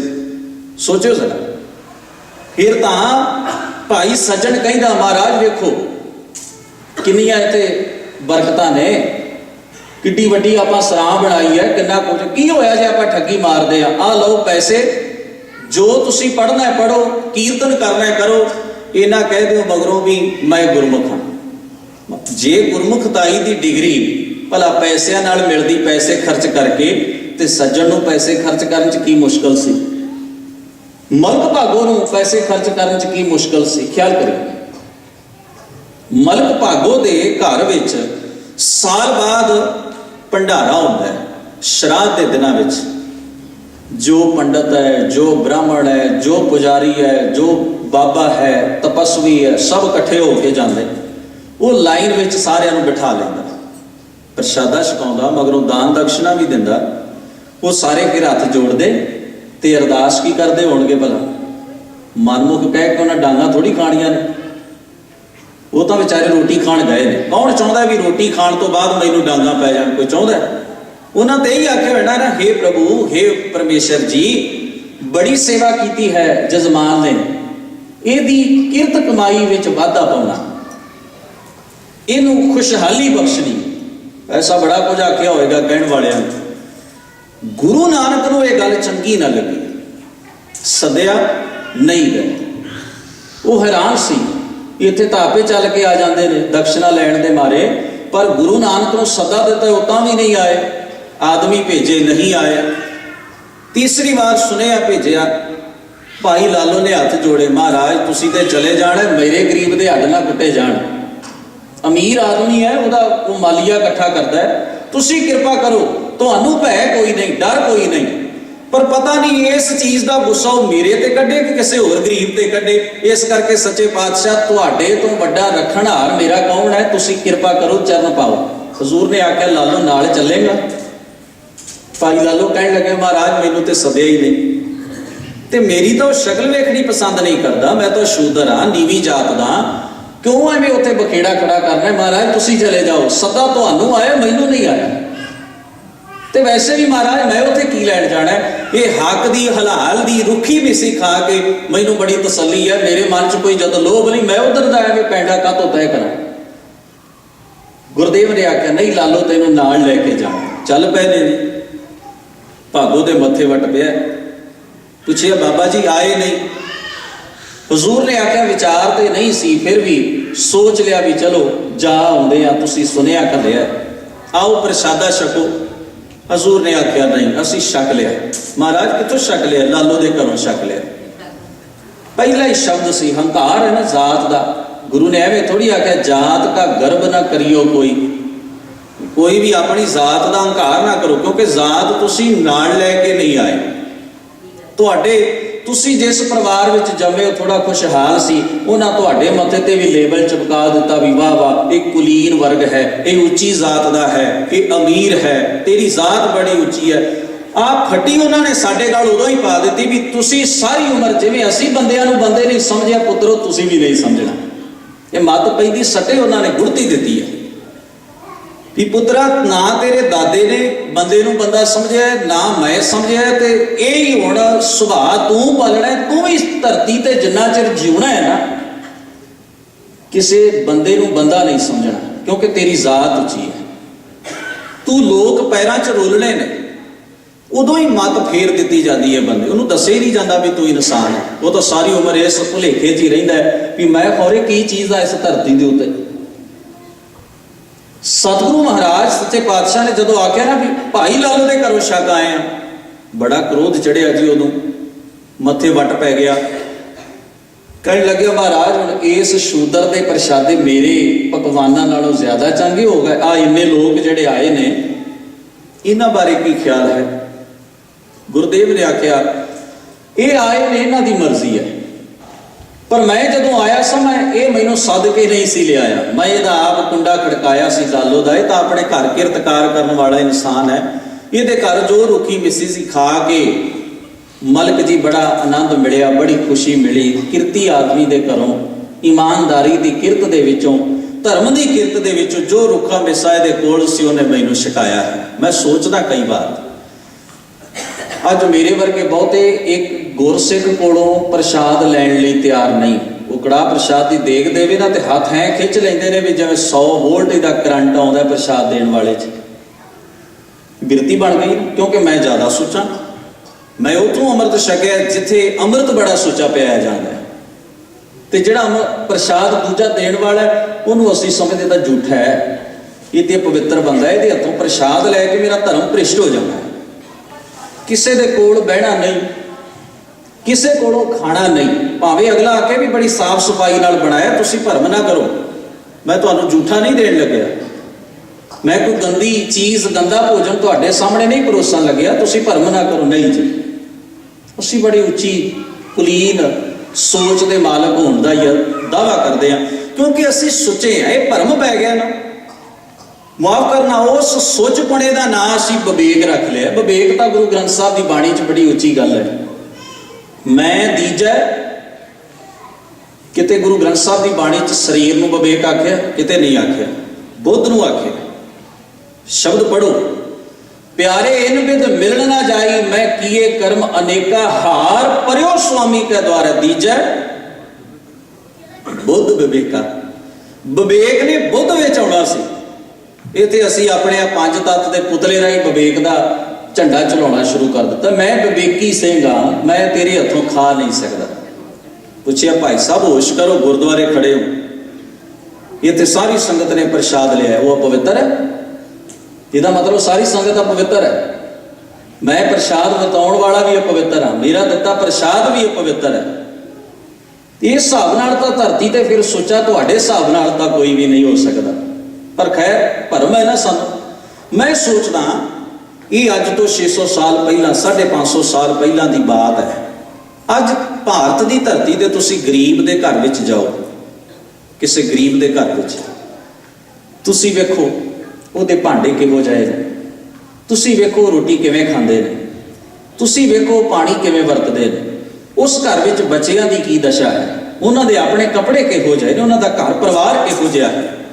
ते तुसी अंदाजा लाओ अज तो 550 पौने 600 साल पहला का एक गरीब, अज तो थोड़ा बहुत साधन भी आ गए ने ना आम आदमी दे कोल, फिर भी एक गरीब की अवस्था किहो जी है पिंड विच रहन वाले ने। ते तुसी थोड़ा जिहा पिछे चले जाओ 550 600 साल पहला एक गरीब का घर, एक गरीब के भांडे, एक गरीब के घर पानी, एक गरीब का वरतों व्यवहार, उहदे कपड़े, उहदी किरतकार, उहदे बच्चे। ऐसे घर विच गए सन गुरु नानक साहब, गिलानी नहीं आई, मन विच कोई गिलानी कोई नफरत नहीं है, क्योंकि महाराज ने आख्या ठीक है ते कपड़े मैले हो सकते हैं, किहड़ी वड्डी गल है, किरतकार करने वाले दे कपड़े ही मैले होणगे, ठीक है, इहदा घर कच्चा झोंपड़ी होवेगी, ये भी ठीक है, इन्हां कोल बहुते भांडे नहीं, उसे भांडे च ही रल मिल के सारे छक लैंदे ने। एक भांडा पानी का भरिया, उहदे चों सारे बच्चे भी पानी पी रहे हैं, सारा परिवार पी रहा। गुरु नानक महाराज नूं ये पसंद आया, उन्होंने लग्या असल परिवार तो इत्थे है, भांडे भावें घट ने पर प्यार कितना है। जदों किरत करके आउंदा ना भाई लालो ते उसकी पत्नी जो सुक्का सीधा बड़े प्यार नाल तैयार करती है, उसकी कोशिश होती है भी बच्चे पहला खा लैण, मेरा पति किरत करके आए पहला खा लवे, मैं तो बाद च खा लवांगी, कोई गल नहीं। भाई लालो का भी ध्यान है भी बच्चे पहला खा लें। बच्चे कोई अपने बाप नाल खाण की जिद करता होएगा, कोई मां नाल खाण की जिद करता होगा, फिर एक ही तरीका रह जाता भी चलो जो है सारे वंड वरत के छक लो। तो उत्थे भी कई बार भोजन थोड़ा होवे ना ते बाप बुरकी छोटी कर लेंदा है भी बच्चा भुखा ना रह जाए, मां बुरकी छोटी कर लेंदी है भी बच्चा भुखा ना रह जाए, ये रज जाए मेरा कोई नहीं, मैं 2 बुरकियां घट भी खा लूँ। इनू कहते ने त्याग। ये है सच त्याग, असीं घर छड्ड के जाण वालियां नूं त्यागी आख्या, ये त्याग है भी मां ने अपनी बुरकी छोटी कर ली भी मेरा बच्चा भुखा ना रह जाए। इस धरती ते एक जीवन नूं जन्म दे के उन्हों पालन वास्ते वेखो त्याग कैसा हो रहा है। गृहस्थी जैसा त्याग ये अखौती त्यागी नहीं कर सकते, गृहस्थी सब तो वध त्याग है। पर गुरु ग्रंथ साहब ने आख्या हाँ जे गृहस्थी इस गुण का पल्ला ना छड्डे, ऐसा ही त्याग वो बाकियां वाल भी विखाए तो गृहस्थी वर्गा कोई नहीं। जिहो जिहा त्याग वो अपने बच्चों लिए विखाउंदा है, जो ऐसे थोड़े हुए संसार के बाकी बच्चों लिए भी विखाए तो गृहस्थी वर्गा पवित्र इस धरती पर कोई नहीं। सो गृही वो गृहस्थी है जो निग्रह करे, निग्रह का मतलब घर च रहिंदे होया भी वो इवें रवे भी जिवें बहुत वड्डा त्यागी है। गृहस्थी की सतगुरां ने निशानी दसी, सो गृही जो निग्रह करे, अगे लिखा जप तप संजम भीखिया करे। कहने लगे परहेज का संजम का जीवन जीवे, उसके अंदर गुरु की मद हो, इनू भिखिया बनाए। त्यागियां वांग उन्होंने बाहर दरवाजियां ते भिखिया मंगण की लोड़ नहीं, वो परहेज का जीवन जीवे, लिमिट विच जीवन जीवे, संजम विच जीवन जीवे, विकारां तो बचे, ये उसकी भिखिया है, उन्होंने बाहर भिखिया मंगण की लोड़ नहीं। कहने लगे जब तब संजम भिखिया करे, पुण्य दान का करे शरीर, वो अपना वेश। हुण त्यागियां नूं तां वेश की लोड़ पैदी है ना भी असीं गृहस्थियां च पछाणे जाइए भी असीं त्यागी हां, असीं गृहस्थियां विच पछाणे जाइए भी असीं त्यागी हां। माफ करना, साडे बाबे मुंदरा नहीं सन पा सकते, संगत ने इतराज करना सी भी बाबा जी आ की बनाया है, गुरुद्वारे मुंदरा पा के बैठे हो, कोई शर्म नहीं आती। साडे बाबे झोली पा के नहीं सन आ सकते, इस करके उन्होंने एक होर तरीका चुनिया भी जेड़ा उपदेश जेड़ी गल जोगी मुंदरा दे राही समझाउंदा सी ना भी मैं त्यागी हाँ, मैं गृहस्थ छड्डिया, जेड़ी गल वो अपने शरीर के लिबास राही समझाउंदा सी, इत्थे सौखा ढंग चुन लिया बाबे ने अपने अगे चेले रखे हुए भी तुसीं दसी जाओ कि बाबा जी विआहे नहीं, ਤੁਸੀਂ ਦੱਸੀ ਜਾਇਓ ਵੀ ਬਾਬਾ ਜੀ ਨੇ ਗ੍ਰਸਥ ਦਾ ਤਿਆਗ ਕੀਤਾ ਹੈ, ਵਿਆਹੇ ਨਹੀਂ, ਤਾਂ ਘਰ ਨਹੀਂ ਗਏ, 40 ਸਾਲ ਹੋ ਗਏ ਇਹਨਾਂ ਨੂੰ ਘਰ ਛੱਡਿਆ, ਘਰ ਨਹੀਂ ਗਏ। ਉਹ ਦੱਸਣ ਵਾਸਤੇ ਰੱਖੇ ਹੋਏ ਨੇ, ਕਿਉਂਕਿ ਬਾਬਾ ਜੀ ਕੋਲ ਹੋਰ ਕੋਈ ਤਰੀਕਾ ਨਹੀਂ ਸੀ। ਉਹਨਾਂ ਨੂੰ ਹੁਣ ਕਿਰਪਾਨ ਵੀ ਪਹਿਨਣੀ ਪੈਣੀ ਸੀ, ਭਾਵੇਂ ਗੁਰਮਤ ਨੂੰ ਮੰਨਣ ਜਾਂ ਨਾ ਮੰਨਣ, ਪਰ ਪਹਿਨਣੀ ਪੈਣੀ ਮਜਬੂਰੀ ਹੈ। ਸਿੱਖ ਸੰਗਤ ਦੇ ਸਾਹਮਣੇ ਜਾਣਾ ਤੇ ਪਹਿਨਣੀ ਤਾਂ ਪਏਗੀ ਨਾ।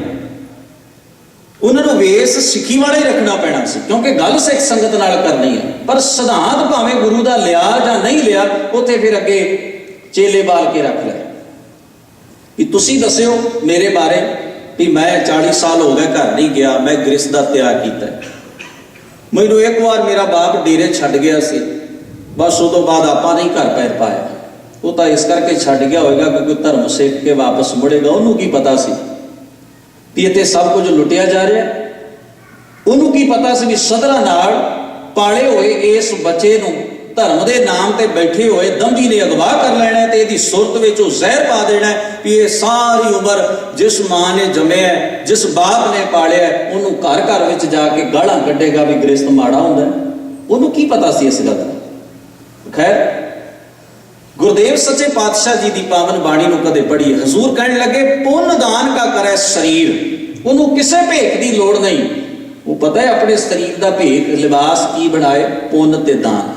ਪੁੰਨ ਦਾ ਮਤਲਬ ਹੈ ਚੰਗਾ, ਦਾਨ ਦਾ ਮਤਲਬ ਹੈ ਦੂਜਿਆਂ ਦਾ ਭਲਾ ਕਰਨ ਵਾਸਤੇ ਅੱਗੇ ਆਉਣਾ। ਦਾਨ ਦਾ ਭੁਲੇਖਾ ਨਾ ਪਰ ਦੂਜਿਆਂ ਦੇ ਭਲੇ ਵਾਸਤੇ ਅੱਗੇ ਆਉਣਾ।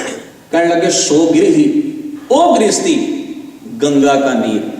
ਕਿਸੇ ਨੂੰ ਕਿਸੇ ਪਵਿੱਤਰ ਨਦੀ ਤੇ ਨਹਾਉਣ ਦੀ ਲੋੜ ਨਹੀਂ, ਉਹ ਗ੍ਰਸਤੀ ਪਵਿੱਤਰ ਤੋਂ ਪਵਿੱਤਰ ਹੈ। ਇਹ ਹੁਣ ਗੁਰੂ ਗ੍ਰੰਥ ਸਾਹਿਬ ਦੀ ਬਾਣੀ 'ਚ ਧੰਨ ਗੁਰੂ ਨਾਨਕ ਸਾਹਿਬ ਨੇ ਰਾਮਕਲੀ ਰਾਗ ਦੀ ਵਾਰ ਦੇ ਵਿੱਚ ਬਚਨ ਆਖੇ। ਕੈਸਾ ਤਿਆਗ ਹੈ ਗ੍ਰਸਤੀ ਦੇ ਅੰਦਰ ਵੀ ਮਾਂ ਨੇ, ਬਾਪ ਨੇ ਆਪਣੀ ਬੁਰਕੀ ਛੋਟੀ ਕਰ ਲਈ ਵੀ ਰੋਟੀ ਥੋੜੀ ਆ ਥਾਲੀ ਦੇ ਵਿੱਚ, ਬੱਚਾ ਭੁੱਖਾ ਨਾ ਰਹਿ ਜਾਏ। ਉਹ ਇੱਕ ਦੂਸਰੇ ਨੂੰ ਖਵਾ ਕੇ ਖੁਸ਼ ਹੋਣਾ ਚਾਹੁੰਦੇ ਨੇ, ਬਸ਼ਰਤੇ ਕਿ ਗੁਣ ਜੀਵਨ ਵਿੱਚ ਬਣਿਆ ਰਵੇ। ਜੀਵਨ ਬੜਾ ਸੁਆਦਲਾ ਰਹਿੰਦਾ ਹੈ। ਇਹ ਤਜਰਬਾ ਜੀਵਨ ਦਾ ਹੋਵੇ ਮਨੁੱਖ ਦਾ ਵੀ ਖੋ ਕੇ ਖਾਦਿਆਂ ਜ਼ਿਆਦੀ ਖੁਸ਼ੀ ਹੈ ਕਿ ਵੰਡ ਕੇ ਜ਼ਿਆਦੀ ਖੁਸ਼ੀ ਹੈ। ਤਜਰਬਾ ਹਰ ਬੰਦਾ ਆਪਣੇ ਜੀਵਨ 'ਚ ਕਰ ਵੇਖੇ, ਫਿਰ ਨਿਰਣਾ ਕਰੇ ਵੀ ਖੁਸ਼ੀ, ਸੰਤੁਸ਼ਟੀ ਤੇ ਮਨ ਦਾ ਸਕੂਨ ਕਿਹੜੀ ਚੀਜ਼ ਵਿੱਚ ਹੈ। ਖੋ ਕੇ ਬੰਦੇ ਨੂੰ ਖਾਂਦਿਆਂ ਭਟਕਣਾ ਵੀ ਹੁੰਦੀ ਹੈ, ਚੇਤਾ ਵੀ ਹੁੰਦਾ ਹੈ, ਪਰ ਵੰਡਦਿਆਂ ਹੋਇਆਂ ਬੰਦੇ ਨੂੰ ਪ੍ਰਸੰਨਤਾ ਹੁੰਦੀ ਹੈ, ਮਨ ਨੂੰ ਤਸੱਲੀ ਜ਼ਰੂਰ ਹੁੰਦੀ ਹੈ। ਢਿੱਡ ਭਾਵੇਂ ਥੋੜਾ ਭੁੱਖਾ ਰਹਿ ਜਾਏ ਕੋਈ ਗੱਲ ਨਹੀਂ, ਪਰ ਮਨ ਭਰ ਜਾਂਦਾ ਹੈ। ਫਰਕ ਹੈ। ਗੁਣ ਵੀ ਪ੍ਰਭਾਵ ਪਾਉਂਦਾ ਜੀਵਨ ਤੇ, ਔਗਣ ਵੀ ਪ੍ਰਭਾਵ ਪਾਉਂਦਾ ਜੀਵਨ ਉੱਤੇ। ਸਤਿਗੁਰੂ ਦੇ ਪਿਆਰ ਵਾਲਿਓ, ਭਾਈ ਲਾਲੂ ਨੂੰ ਨਾਲ ਲੈ ਲਿਆ। ਮਲਕ ਭਾਗੋ ਨੇ ਇਤਰਾਜ਼ ਕੀਤਾ ਵੀ ਹੁਣ ਇਹਦੇ ਸੁੱਕੇ ਟੁਕੜ ਮੇਰੇ ਆ 36 ਪ੍ਰਕਾਰ ਦੇ ਪਕਵਾਨਾਂ ਨਾਲੋਂ ਬਾਬਾ ਜੀ ਜ਼ਿਆਦਾ ਚੰਗੇ ਹੋ ਗਏ। ਹਜ਼ੂਰ ਨੇ ਆਖਿਆ ਭਾਗੋ ਇਤਰਾਜ਼ ਨਾ ਕਰ, ਵਾਕਈ ਇਹਦੇ ਵਿੱਚ ਸ਼ੱਕ ਕੋਈ ਨਹੀਂ। ਇਹਦੇ ਭਾਵੇਂ ਸੁੱਕੇ ਟੁਕੜ ਸਨ ਪਰ ਦੁੱਧ ਵਰਗੇ, ਅੰਮ੍ਰਿਤ ਵਰਗੇ ਸਨ। ਤੇ ਬਾਬਾ ਜੀ ਮੇਰੇ ਪ੍ਰਸ਼ਾਦੇ। ਹਜ਼ੂਰ ਨੇ ਆਖਿਆ ਇਹ ਤਾਂ ਲਹੂ ਦੀਆਂ ਘੁੱਟਾਂ ਨੇ, ਮੈਂ ਕਿਵੇਂ ਭਰਾਂ? ਲਹੂ ਦੀਆਂ ਘੁੱਟਾਂ ਨੇ। ਹੁਣ ਖਿਆਲ ਕਰੇ, ਪਤਾ ਗੁਰੂ ਨਾਨਕ ਸਾਹਿਬ ਮਹਾਰਾਜ ਉਹਨਾਂ ਦੀ ਪੰਗਤ ਵਿੱਚ ਕਿਉਂ ਨਹੀਂ ਸਨ ਬੈਠੇ? ਜਿਹੜੀ ਮੇਨ ਗੱਲ ਮੈਂ ਤੁਹਾਡੇ ਨਾਲ ਸਾਂਝੀ ਕਰਨੀ ਹੈ, ਕਿਉਂਕਿ ਬਾਬਾ ਆਪਣੀ ਰਸਨਾ ਤੋਂ ਇਹ ਕਹਿ ਨਹੀਂ ਸੀ ਸਕਦੇ ਵੀ ਮਲਕ ਭਾਗੋ ਦੀ ਕਿਰਤ ਵਿੱਚ ਵਾਹਿਗੁਰੂ ਵਾਧਾ ਕਰਦੇ, ਨਹੀਂ ਸੀ ਕਹਿ ਸਕਦੇ। ਗੁਰੂ ਸਾਹਿਬ ਜਾਣਦੇ ਸਨ ਵੀ ਜੇ ਇਹ ਗੱਲ ਕਵਾਂ ਵੀ ਮਲਕ ਭਾਗੋ ਦੀ ਕਿਰਤ ਵਿੱਚ ਵਾਧਾ ਹੋ ਜਾਏ ਤੇ ਇਹਦੀ ਕਿਰਤ ਕੋਈ ਹੈ।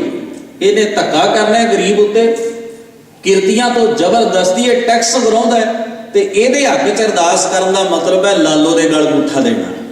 ਇਹ ਕੋਈ ਗੱਲ ਹੈ? ਜਿਹਨੂੰ ਆਦਤ ਖੋਣ ਦੀ ਹੈ ਉਹਦੇ ਹੱਕ 'ਚ ਜੇ ਖਲੋਵੋਗੇ ਤੇ ਇਹਦਾ ਮਤਲਬ ਹੈ ਤੁਸੀਂ ਕਿਰਤੀਆਂ ਦੇ ਵਿਰੋਧ ਵਿੱਚ ਖਲੋਤੇ ਹੋ, ਧਰਮੀਆਂ ਦੇ ਵਿਰੋਧ ਵਿੱਚ ਖਲੋਤੇ ਹੋ। ਤੇ ਬਾਬਾ ਤੇ ਪਹਿਲਾਂ ਹੀ ਭਾਈ ਲਾਲੋ ਦੇ ਘਰ ਵਿੱਚ ਜਾ ਬਿਰਾਜਿਆ ਤੇ ਉਹਦੇ ਘਰੋਂ ਹੀ ਸੁੱਕਾ ਟੁਕੜ ਛਕਿਆ। ਉਹ ਮਲਕ ਭਾਗੋ ਦੇ ਹੱਕ 'ਚ ਅਰਦਾਸ ਨਹੀਂ ਨਾ ਕਰ ਸਕਦਾ। ਫਰਕ ਇਹ ਹੈ, ਗੁਰੂ ਨਾਨਕ ਮਹਾਰਾਜ ਸੱਚੇ ਪਾਤਸ਼ਾਹ ਦਾ ਧਰਮ ਇਹ ਸਿਖਾਉਂਦਾ ਹੈ।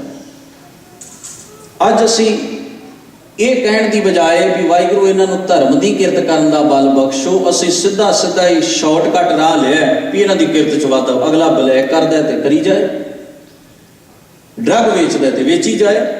ਅਸੀਂ ਆਪਣਾ ਫਰਜ਼ ਨਿਭਾ ਦਿੱਤਾ। ਨਹੀਂ, ਤੁਸੀਂ ਜੇ ਕਿਸੇ ਲਈ ਕਾਮਨਾ ਕਰਨੀ ਹੈ ਤਾਂ ਇਹ ਕਰੋ, ਵਾਹਿਗੁਰੂ ਇਹਨਾਂ ਨੂੰ ਧਰਮ ਦੀ ਕਿਰਤ ਕਰਨ ਦਾ ਬਲ ਬਖਸ਼ੋ। ਪਰ ਇਹ ਕਿਹਾ ਜਾਂਦਾ ਕਿਤੇ, ਇਹ ਨਹੀਂ ਜ਼ਬਾਨ ਤੋਂ ਸ਼ਬਦ ਨਿਕਲਦੇ ਵਾਹਿਗੁਰੂ ਇਹਨਾਂ ਨੂੰ ਧਰਮ ਦੀ ਕਿਰਤ ਕਰਨ ਦਾ ਬਲ ਬਖਸ਼ੋ, ਇਹਨਾਂ ਨੂੰ ਸਿੱਖੀ ਦਿਓ, ਇਹਨਾਂ ਨੂੰ ਗੁਰਮਤਿ ਦਿਓ। ਇਹ ਕਾਮਨਾ ਕਰਨੀ ਹੈ। ਵੈਸੇ ਮੇਰੇ ਕਹਿਣ ਨਾਲ ਕੁਝ ਨਹੀਂ ਹੋਣ ਲੱਗੇ। ਤੁਸੀਂ ਆਪ ਨਹੀਂ ਜਿੰਨਾ ਚਿਰ ਇਸ ਰਾਹ ਦੇ ਉੱਤੇ ਤੁਰਦੇ, ਲੱਖ ਤੁਹਾਡੇ ਵਾਸਤੇ ਕੋਈ ਕਹਿ ਦੇ ਵੀ ਇਹਨਾਂ ਨੂੰ ਸਿੱਖੀ ਦੇ ਦਿਓ, ਪਰ ਇਹ ਸਿੱਖ ਦਾ ਫਰਜ਼ ਹੈ ਵੀ ਉਹ ਸਿੱਖੀ ਨੂੰ ਜਿਉਂਦਾ ਹੈ ਤੇ ਦੂਜਿਆਂ ਲਈ ਇਹ ਭਾਵਨਾ ਰੱਖਦਾ ਹੈ ਵੀ ਇਹਨਾਂ ਨੂੰ ਵੀ ਸਿੱਖੀ ਦੀ ਦਾਤ ਮਿਲੇ। ਤੇ ਇੱਕ ਭਾਵਨਾ ਹੈ ਵੀ ਮੈਂ ਆਪਣੀ ਕਾਮਨਾ ਗੁਰੂ ਦੇ ਸਨਮੁਖ ਤੁਹਾਡੇ ਵਾਸਤੇ ਪ੍ਰਗਟ ਕਰਾਂ ਵੀ ਮਹਾਰਾਜ ਧਰਮ ਦੀ ਕਿਰਤ ਕਰਨ ਦਾ ਬਲ ਬਖਸ਼ੋ, ਸਿੱਖੀ ਬਖਸ਼ੋ, ਗੁਰਮਤ ਬਖਸ਼ੋ। ਇੱਕ ਚੰਗੀ ਗੱਲ ਹੈ, ਮਾੜੀ ਗੱਲ ਨਹੀਂ, ਪਰ ਮੈਂ ਇਹ ਕਰਾਂ ਵੀ ਇਹਨਾਂ ਦੀ ਡਾਇਰੈਕਟ ਕਮਾਈ 'ਚ ਵਾਧਾ ਪਾ ਦਿਓ, ਧਰਮ ਨੂੰ ਵਿੱਚੋਂ ਕੱਢ ਦਿਓ ਵੀ ਧਰਮ ਕਮਾਉਣ ਜਾਂ ਨਾ ਕਮਾਉਣ, ਮਹਾਰਾਜ ਇਹਨਾਂ ਦੀ ਕਮਾਈ 'ਚ ਘਾਟਾ ਨਹੀਂ ਆਉਣਾ ਚਾਹੀਦਾ। ਤੇ ਫਿਰ ਤਾਂ ਡਰੱਗ ਵੇਚ ਕੇ ਅਗਲਾ ਕਮਾਈ ਕਰ ਲੈ ਤੇ ਕੀ ਮਾੜਾ ਹੈ, ਚੋਰੀ ਕਰਕੇ ਕਮਾਈ ਕਰ ਲੈ ਤੇ ਕੀ ਮਾੜਾ ਹੈ। ਫਿਰ ਜਦੋਂ ਤੁਸੀਂ ਕਾਮਨਾ ਹੀ ਇਹ ਕੀਤੀ ਵੀ ਕਮਾਈ ਵਧਣੀ ਚਾਹੀਦੀ ਹੈ, ਭਾਵੇਂ ਧਰਮ ਨਾਲ ਵਧਾਏ ਤੇ ਭਾਵੇਂ ਅਧਰਮ ਕਰਕੇ ਵਧਾਏ, ਕੋਈ ਫਰਕ ਨਹੀਂ ਪੈਂਦਾ। ਫਿਰ ਮਲਕ ਭਾਗੋ ਨੇ ਕੀ ਗੁਨਾਹ ਕੀਤਾ ਸੀ? ਫਿਰ ਮਲਕ ਭਾਗੋ ਦਾ ਕੀ ਕਸੂਰ ਹੈ? ਸੋ ਗੁਰੂ ਪਿਆਰ ਵਾਲਿਓ, ਮਸਲਾ ਇਹ ਨਹੀਂ ਹੈ ਅਸੀਂ ਆਏ ਗੁਰੂ ਦੇ ਕੋਲ, ਇੱਥੇ ਵੀ ਆ ਕੇ ਅਸੀਂ ਸਤਿਕਾਰ ਹੀ ਭਾਲਿਆ। ਇੱਥੇ ਆ ਕੇ ਸਤਿਕਾਰ ਅਸਲ ਵਿੱਚ ਸਾਨੂੰ, ਅਸੀਂ ਸ਼ਬਦਾਂ ਦੇ ਸਤਿਕਾਰ ਵਿੱਚ ਹੀ ਉਲਝੇ ਰਹੇ ਵੀ ਸਾਨੂੰ ਗੁਰਮੁਖ ਆਖੋ ਜੀ, ਬੜੇ ਸੇਵਾਦਾਰ ਆਖੋ ਜੀ, ਬੜੇ ਮਹਾਤਮਾ ਆਖੋ ਜੀ। ਇੱਥੇ ਵੀ ਅਸੀਂ ਇਹੋ ਕੁਝ ਹੀ ਭਾਲਦੇ ਰਹੇ। ਇੱਥੇ ਆ ਕੇ ਤਾਂ ਅਸੀਂ ਮੰਗਣਾ ਸੀ, ਇੱਥੇ ਆ ਕੇ ਅਸੀਂ ਆਪਣੇ ਆਪ ਨੂੰ ਪ੍ਰਵਾਨ ਕਰਨਾ ਸੀ ਸਤਿਗੁਰੂ ਦੇ ਦਰ ਦੇ ਉੱਤੇ। ਸਭ ਅਵਗੁਣ ਮੈਂ ਗੁਣ ਨਹੀਂ ਕੋਈ, ਕਿਉਂ ਕਰ ਕੰਤ ਮਿਲਾਵਾ ਕੋਈ। ਇੱਥੇ ਤਾਂ ਮੰਨਣਾ ਸੀ ਅਸੀਂ ਹਮ ਅਵਗੁਣ ਭਰੇ ਏਕ ਗੁਣ ਨਾਹੀ। ਇੱਥੇ ਤਾਂ ਇਹ ਗੱਲ ਅਸੀਂ ਗੁਰੂ ਦੇ ਸਾਹਮਣੇ ਜ਼ਾਹਰ ਕਰਨੀ ਸੀ, ਗੋਜ ਗੱਲ ਜੀ ਕੀ ਕੀਚੈ ਸਤਿਗੁਰ ਪਾਸ ਤਾਂ ਸਰਬ ਸੁਖ ਪਾਈਏ। ਤੋ ਜਿਸ ਵੇਲੇ ਅਸੀਂ ਗੁਰੂ ਦੇ ਕੋਲ ਆਉਂਦੇ ਹਾਂ, ਸਾਡਾ ਮਕਸਦ ਇਹ ਹੋਣਾ ਚਾਹੀਦਾ ਵੀ ਅਸੀਂ ਆਪਣਾ ਆਪ ਗੁਰੂ ਦੇ ਕੋਲ ਖੋਲ ਕੇ ਰੱਖ ਦਈਏ ਵੀ ਮਹਾਰਾਜ ਅਸੀਂ ਤੇ ਆਹ ਕੁਝ ਆ। ਇਹ ਭਾਵਨਾ ਹੋਵੇ ਸਾਡੇ ਮਨ 'ਚ, ਤਾਂ ਹੀ ਗੁਰੂ ਕਿਰਪਾ ਕਰਦਾ ਹੈ, ਗੁਰੂ ਮੱਤ ਦਿੰਦਾ ਹੈ, ਸਾਡੇ ਰੋਗ ਦੂਰ ਕਰਦਾ ਹੈ, ਸਾਨੂੰ ਆਤਮਿਕ ਤੌਰ ਤੇ ਮਾਨਸਿਕ ਤੌਰ ਤੇ ਸੋਹਣਾ ਸੁਚੱਜਾ ਜੀਵਨ ਬਖਸ਼ਦਾ ਹੈ, ਸਾਡੇ ਔਗਣ ਧੋ ਸੁੱਟਦਾ ਹੈ। ਹੁਣ ਦਾਤਾ ਜੀ ਨੇ ਬਾਣੀ ਦੇ ਵਿੱਚ ਆਖਿਆ, ਕਹਿਣ ਲੱਗੇ ਇਹ ਵਿਚਾਰ ਹੈ ਜੋ ਅਸੀਂ ਕਰਨਾ ਹੈ, ਕਿਉਂਕਿ ਇਹਦੇ ਵਿੱਚ ਜੀਵਨ ਹੈ, ਔਗਣ ਵਿੱਚ ਮੌਤ ਹੈ। ਧੰਨ ਗੁਰੂ ਨਾਨਕ ਸਾਹਿਬ ਜੀ ਦਾ ਪਹਿਲਾ ਸ਼ਬਦ ਸ੍ਰੀ ਰਾਗ ਦਾ ਹੈ, ਬੜਾ ਪ੍ਰਚਲਿਤ ਸ਼ਬਦ ਹੈ ਕਿਉਂਕਿ ਬਹੁਤੀ ਵਾਰ ਸੰਗਤ ਵਿੱਚ ਇਸ ਦਾ ਕੀਰਤਨ, ਇਸ ਦਾ ਪਾਠ ਅਕਸਰ ਹੁੰਦਾ ਹੈ। ਤੇ ਧੰਨ ਗੁਰੂ ਨਾਨਕ ਮਹਾਰਾਜ ਉਸ ਸ਼ਬਦ ਵਿੱਚ ਪਤਾ ਕੀ ਮੰਗਦੇ ਹਨ? ਕਹਿਣ ਲੱਗੇ ਵਾਹਿਗੁਰੂ ਮੇਰਾ ਮੋਤੀ ਤਾਂ ਮੰਦਰ ਉਸਰੈ। ਲੋਕ ਲੱਕੜ ਨਾਲ, ਇੱਟਾਂ ਨਾਲ, ਮਿੱਟੀ ਨਾਲ ਘਰ ਬਣਾਉਂਦੇ ਨੇ, ਮੇਰਾ ਜਿਹੜਾ ਮਹਿਲ ਬਣਿਆ ਹੋਵੇ ਨਾ, ਉਹਦੀਆਂ ਕੰਧਾਂ ਮੋਤੀਆਂ ਦੀ ਚਿਣਾਈ ਦੇ ਨਾਲ ਉਸਰੀਆਂ ਹੋਣ।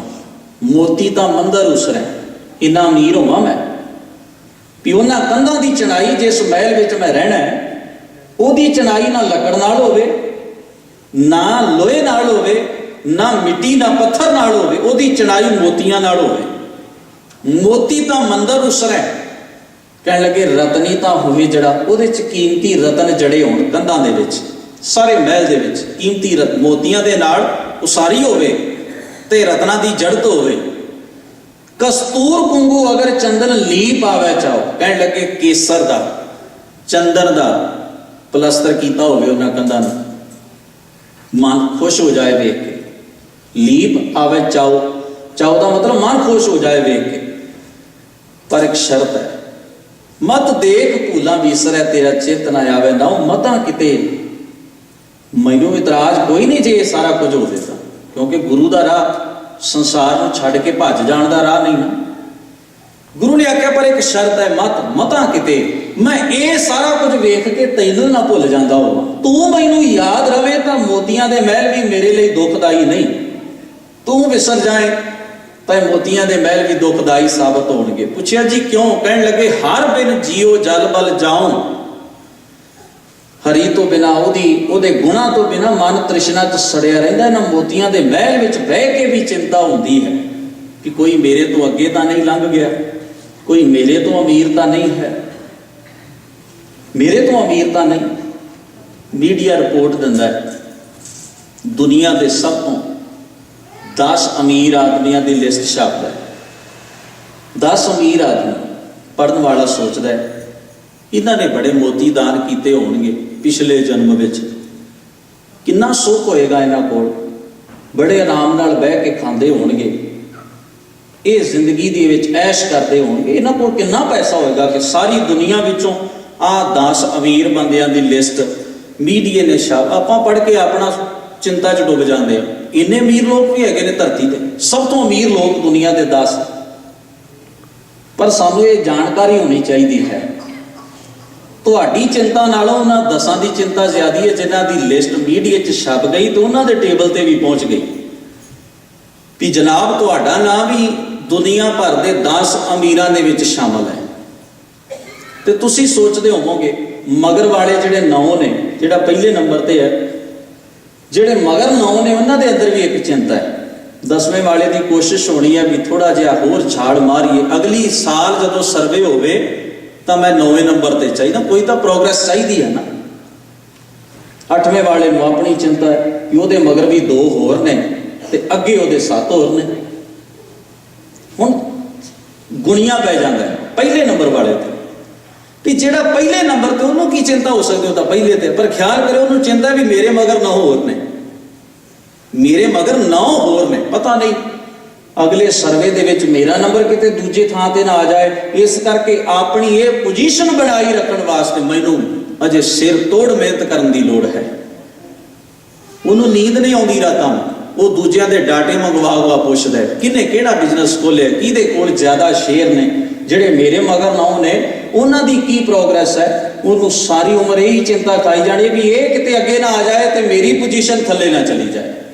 गुरु ने आख्या जिस ग्रे बहुत तिसे ग्रे चिंता, जिहदे कोल ज्यादा है उहदे अंदर एक चिंता का बीज भी डिग पिया। देखो गुरमत ने कितनी कीमती गल आ गई, ये असीं गल्लां गुरु कोलों सिखणियां सन भी जदों कोई खुशी आउंदी है ना तो कल्ली नहीं आउंदी, कोई पदार्थ आउंदा है तो कल्ला नहीं आउंदा।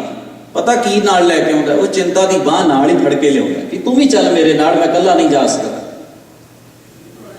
तू भी मेरे नाल चल। चिंता है ना, जदों लोड़ हुंदी उदों बंदा आवाज़ां दिंदा है, जदों सुख मिल जाता है, पदार्थ मिल जाता है, फिर उसकी चिंता भी है गवाच ना जाए, खत्म ना हो जाए, इनू कोई चोर चोरी ना करके ले जाए, ऐसा वापरता है। गुरु ने आख्या जिस ग्रे बहुत तिसे ग्रे चिंता, जिस ग्रे थोड़ी, जिहदे कोल थोड़ा वो बहुते वाल वेख के तरसदा रहिंदा, जो उहदे कोल अपने उहदा भी आनंद नहीं लैंदा।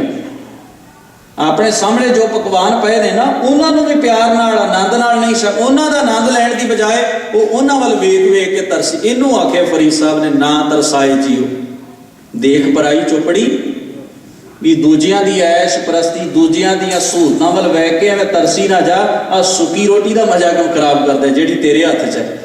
इनू तो आनंद नाल खा, इहदा ते स्वाद लै, इहदा भी स्वाद गवा बैठेगा, वो तैनू मिलना कि नहीं मिलना, तेरे वर्गा मूर्ख भी कोई दुनिया च होएगा। गुरु ने आख्या जिस ग्रे थोड़ी सो फिरै परमंता, दूह व्यवस्था ते जो मुक्ता। गुरु ने आख्या चिंता आ जाए तां भी बंदा सुखी नहीं, भटकना आ जाए तां भी बंदा सुखी नहीं, तरसदा रहे तां भी सुखी नहीं, फिर सुख किहदे च। कहण लगे बहुत है चिंता ना करो, पहला नहीं सी उदों भी गुजारा सी, जिउंदे सां, घट जाएगा कल नूं फिर भी जीवन चलता ही रहेगा, चिंता कादी। थोड़ा है तो जी ना तरसाओ, अपनी मेहनत करते रहो, ज्यादा मिल जाए तां भी शुक्र विच रहो, थोड़ा है मैं दूजे वाल वेख वेख तरसो ना, ईरखा ना लियाओ मन अंदर। दूहों व्यवस्था ते जो मुक्ता सोई सुहेला पहाड़ी है, खुशहाल सुखी वो नहीं जिहदे कोल बहुता है जां थोड़ा है, खुशहाल ते वो है जिन्हों जीना आ गया, जिहो जिहा भी है उहदे च उहने जीना सीख लिया।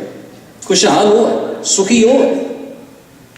दातार ने अपनी मुबारक बाणी दे विच आख्या, कहण लगे मोतियां दे महल होण इतराज कोई नहीं, पर शर्त यह है तू ना विसरे, क्योंकि हर बिन जियो जल बल जाओ, ये हिरदा सड़ जाता है काहदे च, तृष्णा च। उन्हां मोतियां दे महलों विच भी नींद नहीं आउणी, ये सोच सोच के भी ये कोई चोरी ना करके ले जाए, ढह ना जाए, कोई मालिक ना आके बन जाए, मेरे तो अगे कोई ना लग जाए, तृष्णा है ना मन अंदर। मैं अपना गुर पूछ देखिया, मैं अपने गुरु नूं पुछया कि ओदी याद तो बिना कोई दूसरा राह भी आख्या, गुरु ने आख्या नहीं, अवर ना ही था। होर भी बचन किया बड़ा प्यारा, देखो बाणी के शब्दों में भी कितनी डूंघाई है। एक थां ते महाराज ने इन्हां 4 बंद ने शब्द दे, मैं केवल उन्ना ही जिक्र करा जिन्ना का अपने इस विचार के नाल संबंध है। कितना प्यारा शब्द है, कहने लगे मैं मालिक बन जावां धरती दा, सुल्तान हो, हाकम बन जावां, मेरी हुकूमत मेरा राज सारे पासे चले, सुल्तान होवां, मेड़ मेड़ का मतलब इकट्ठा करना, लश्कर मेरे को बड़ियां फौजां हो, मेरा हुक्म मनण वास्ते, मेरे हुक्म के अनुसार तबाही कर देण जिथे जा। अगला शब्द पढ़ो कितना कीमती है। तखत कादे वास्ते हुंदे ने? बैठण वास्ते। गुरु ने आख्या मैं सुल्तान इहो जिहा हो जावां, दुनिया के सुल्तान तख्तां ते बैठते ने, मेरा पैर तखत के उत्ते होवे, तखत राखां पाऊं। दुनिया के सुल्तान ते बादशाह तख्तां ते बहिंदे ने, ते तखत इन्नी निगुणी इन्नी छोटी चीज हो जाए मेरे वास्ते कि मेरा पैर तखत के उत्ते टिके, एडा उच्चा स्टेटस मेरा होवे धरती के उत्ते। हुक्म हासिल करी बैठा नानका सब वाओ, मत देख भूलां विसरै तेरा चेतना आवे। तो कहण तो मुराद है गुरुदेव गुरु नानक महाराज ने एक ही चीज़ लोड़ी है, वो आख्या मनुख के जीवन की जरूरत है सचियार बनना। बाकी तो जरूरत दीयां चीज़ां वो कोशिश करता है इकट्ठियां कर ही लैंदा, जिहदे कोल कख भी नहीं वो भी कोशिश कर लैंदा अपने जीण वास्ते कोई साधन पैदा कर लैंदा। पशुआं तक ने अपने जीण वास्ते साधन बना लिया। उन्होंने किहदे कोलों कारीगिरी सीखी अपने आलणे बनाउण वास्ते? कोई उन्हां लई स्कूल है, कोई यूनीवर्सिटी है भी घर किवें बनाईदा? उन्होंने भी अपने रहण वास्ते अपने आलणे आप बना लिया। उन्होंने कुदरत ने इन्नी क तां तकनीक दे ही दित्ती है ना भी तुसीं जिउंदे किवें रहना है। उन्होंने भी पता भी असीं किन्ना किवें जिउंदे रह सकदे हां। गुरु ने आख्या, कहण लगे मनुख तैनूं सब तो वड्डी जीवन की लोड़ पता की है? तेरे जीवन च धर्म होवे। जे तू सब कुछ पा के इन्नी तकनीक पा के इन्नियां खुशियां इन्ने पदार्थ पा के इन्ना सोहना जीवन पा के मनुखा देही पा के भी तू दुखी है ना, तो उहदा इक्को ही कारण है भी तेरे जीवन च धर्म, तेरे जीवन च रब दे गुण नहीं हन। तेरे दुख का कारण यह है, पदार्थ घट वध ये तेरे जीवन च दुख का कारण नहीं है। गुरु ने सच कर विखाया। गुरुदेव जी बख्शिश करते हैं, कहते वो भुलना नहीं चाहिए। हुण सतगुरु जी के शब्द वाल आइए। भगत त्रिलोचन जी कहते, अरि बाई गोबिंद नाम मत विसरै, वो ना विसर जाए जीवन विचों। ये सेंटर आइडिया इस शब्द का आरंभ का जिहड़ा इसका पहला बंद है शब्द उस कहते हैं अंत काल जो लक्ष्मी सिमरै। अंत काल मतलब अखीर वेले। हुण इस शब्द में अंत काल किनूं आख्या? अंत काल की है?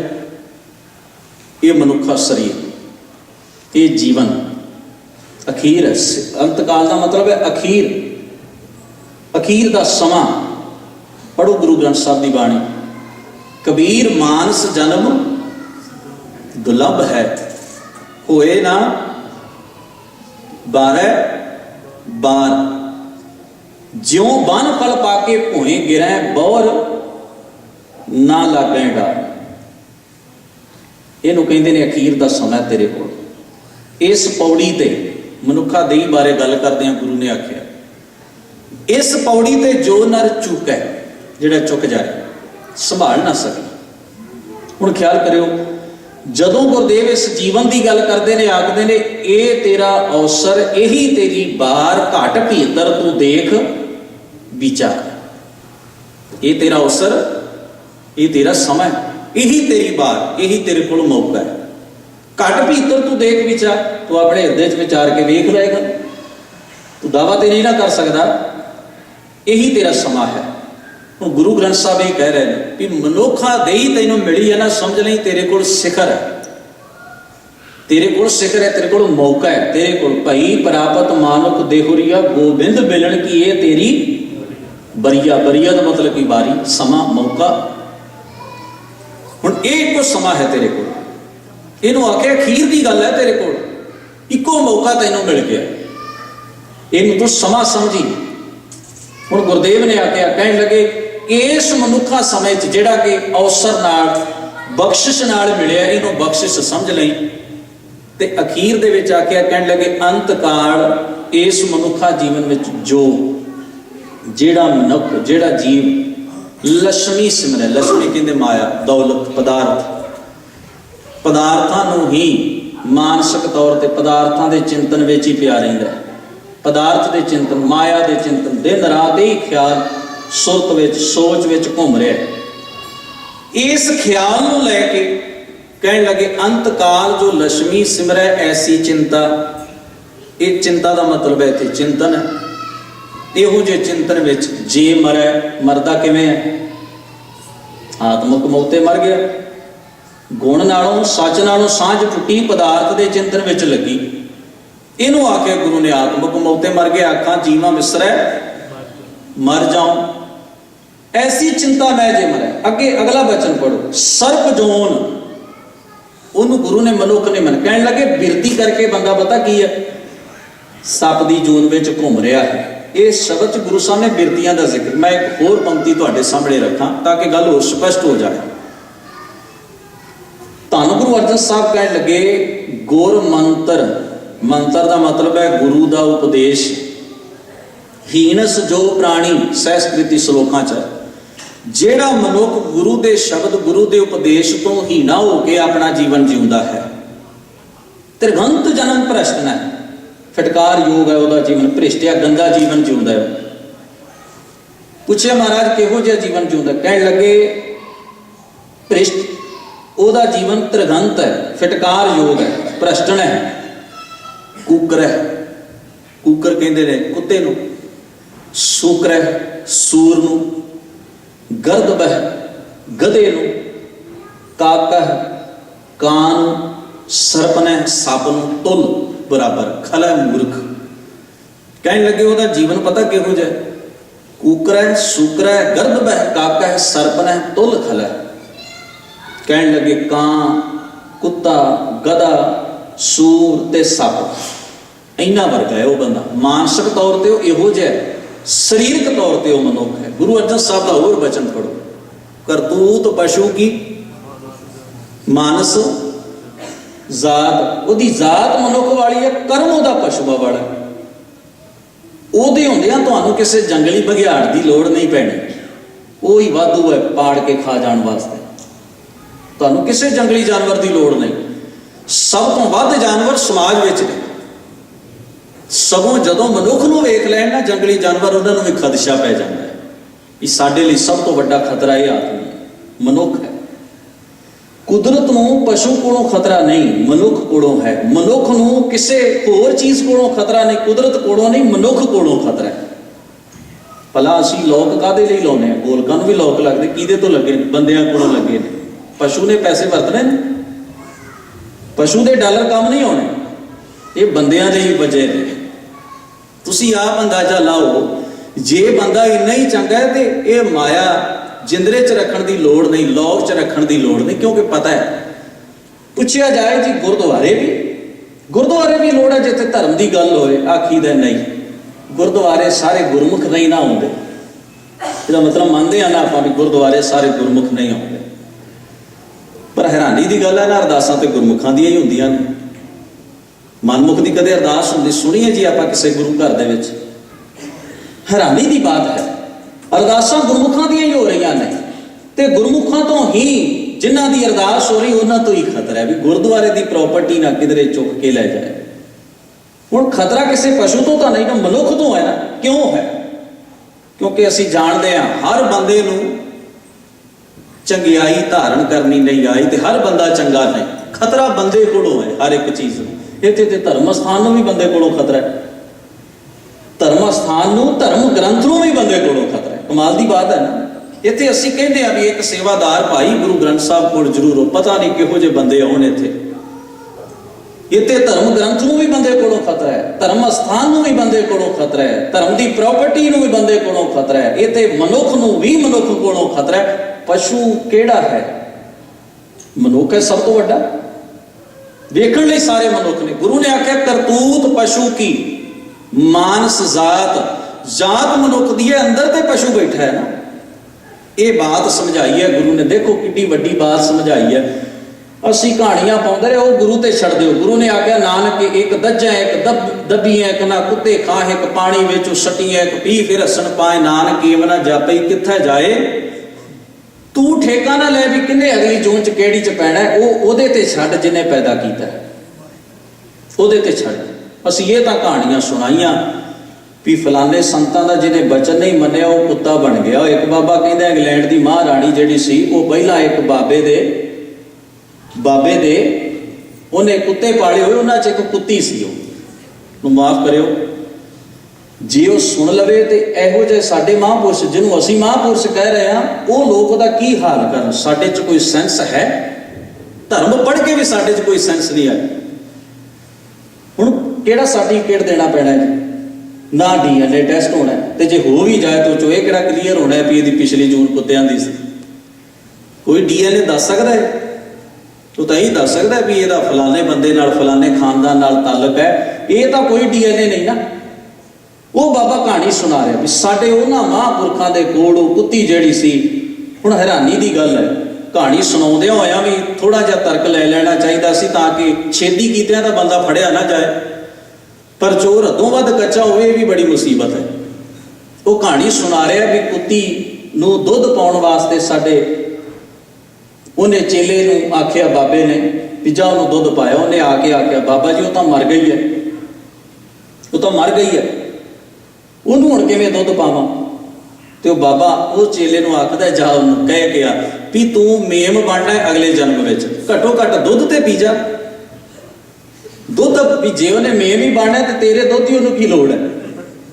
ਜਿਨ੍ਹਾਂ ਨੂੰ ਬਾਦਸ਼ਾਹੀਆਂ ਮਿਲਦੀਆਂ ਹੁਣ ਅਗਲੇ ਜਨਮ 'ਚ, ਉਹ ਦੁੱਧ ਦੇ ਗਲਾਸ ਪਿੱਛੇ ਫੇਰ ਪਛਾਂ ਆ ਜਾਣ। ਇਹ ਕਿਧਰ ਦਾ ਖਿਆਲ? ਫਿਰ ਵੀ ਚਲੋ ਬਾਬਿਆਂ ਦਾ ਹੁਕਮ ਸੀ, ਉਹਨੂੰ ਦੁੱਧ ਪੀ ਕੇ ਹੀ ਜਾਣਾ ਪਿਆ। ਕਮਾਲ ਦੀ ਬਾਤ ਹੈ ਨਾ। ਪਰ ਜਿਹੜਾ ਇਸ ਢੰਗ ਨਾਲ ਲੋਕਾਂ ਨੂੰ ਗੁੰਮਰਾਹ ਕਰ ਰਿਹਾ ਹੈ ਕੇਵਲ ਇਸ ਲਈ, ਫਿਰ ਉਹ ਬਾਬਾ ਆਖਦਾ ਵੀ ਸਾਰੇ ਪੈਸੇ ਕੱਢੋ ਤੇ ਮੇਰੇ ਸਾਹਮਣੇ ਲਿਆ ਕੇ ਰੱਖ ਦਿਓ। ਹੁਣ ਖਿਆਲ ਕਰਿਓ, ਉਹ ਕੁੱਤੀ ਅਗਲੇ ਜਨਮ 'ਚ ਕੀ ਬਣਦੀ ਹੈ ਗੱਲ ਵੱਖਰੀ ਹੈ, ਪਰ ਉੱਥੇ ਬੈਠਾ ਉਹ ਬੰਦਾ ਉਹ ਜ਼ਰੂਰ ਸੱਪ ਹੈ ਜਿਹਨੇ ਮਾਇਆ ਦੇ ਉੱਤੇ ਪੂਰਾ ਕੰਟਰੋਲ ਰੱਖਿਆ ਵੀ ਲੋਕਾਂ ਦੀ ਜੇਬ 'ਚੋਂ ਪੈਸੇ ਕਢਾ ਸਕਦਾ। ਉਹਦਾ ਸੰਬੰਧ ਉਹਨਾਂ ਸਰੋਤਿਆਂ ਨਾਲ ਨਹੀਂ ਜਿਹੜੇ ਬੈਠੇ ਨੇ, ਉਹਦਾ ਸੰਬੰਧ ਤਾਂ ਜੇਬ ਨਾਲ ਹੈ ਵੀ ਇਹਨਾਂ ਦੀ ਜੇਬ 'ਚ ਕੀ ਲੈ ਕੇ ਆਏ ਨੇ ਤੇ ਕੀ ਦੇ ਕੇ ਜਾਣਗੇ। ਇਹ ਲੈ ਕੇ ਕੀ ਆਏ ਨੇ, ਦੇ ਕੇ ਕੀ ਜਾਣਗੇ। ਬਸ ਇੱਥੋਂ ਤੱਕ ਉਹ ਗੁਰਮਤ ਦੇ ਦੀਵਾਨ, ਗੁਰਮਤ ਦੀਆਂ ਕਥਾ ਕਹਾਣੀਆਂ, ਅਗਲੇ ਪਿਛਲੇ ਜਨਮ ਦਾ ਉਹ ਸਾਰਾ ਰੇੜਕਾ ਹੀ ਇਹ ਸੀ ਵੀ ਲੋਕਾਂ ਨੂੰ ਡਰਾ ਕੇ ਵੀ ਕਿਧਰੇ ਜੇ ਇਹਨਾਂ ਮਹਾਂਪੁਰਖਾਂ 'ਚ ਤਾਂ ਇੰਨੀ ਘਾਲਣਾ ਹੈ ਵੀ ਇਹ ਕੁੱਤੀ ਨੂੰ ਮਹਾਰਾਣੀ ਬਣਾ ਸਕਦੇ ਨੇ, ਤੇ ਸਾਨੂੰ ਕਿਤੇ ਐਵੇਂ ਹੱਸਦਿਆਂ ਵਸਦਿਆਂ ਨੂੰ ਅਗਲੇ ਜਨਮ 'ਚ ਕੁੱਤਾ ਹੀ ਨਾ ਬਣਨਾ ਪੈ ਜਾਏ, ਕੀ ਫਰਕ ਪੈਂਦਾ? ਦਿਓ 100 ਰੁਪਈਆ। ਬਸ ਆਹ ਨਿਚੋੜ ਹੈ ਸਾਰੀ ਕਥਾ ਕਹਾਣੀ ਦਾ। ਉਹ ਸਾਡੇ ਬ੍ਰਹਮ ਗਿਆਨੀ ਨੇ, ਸਾਡੇ ਮਹਾਂਪੁਰਖ ਨੇ। ਤੁਸੀਂ ਆਪ ਸੋਚ ਕੇ ਦੇਖੋ, ਕੀ ਇਹ ਗੱਲ ਗੁਰਮਤ ਦੇ ਮੁਤਾਬਕ ਮੇਲ ਖਾਂਦੀ ਹੈ?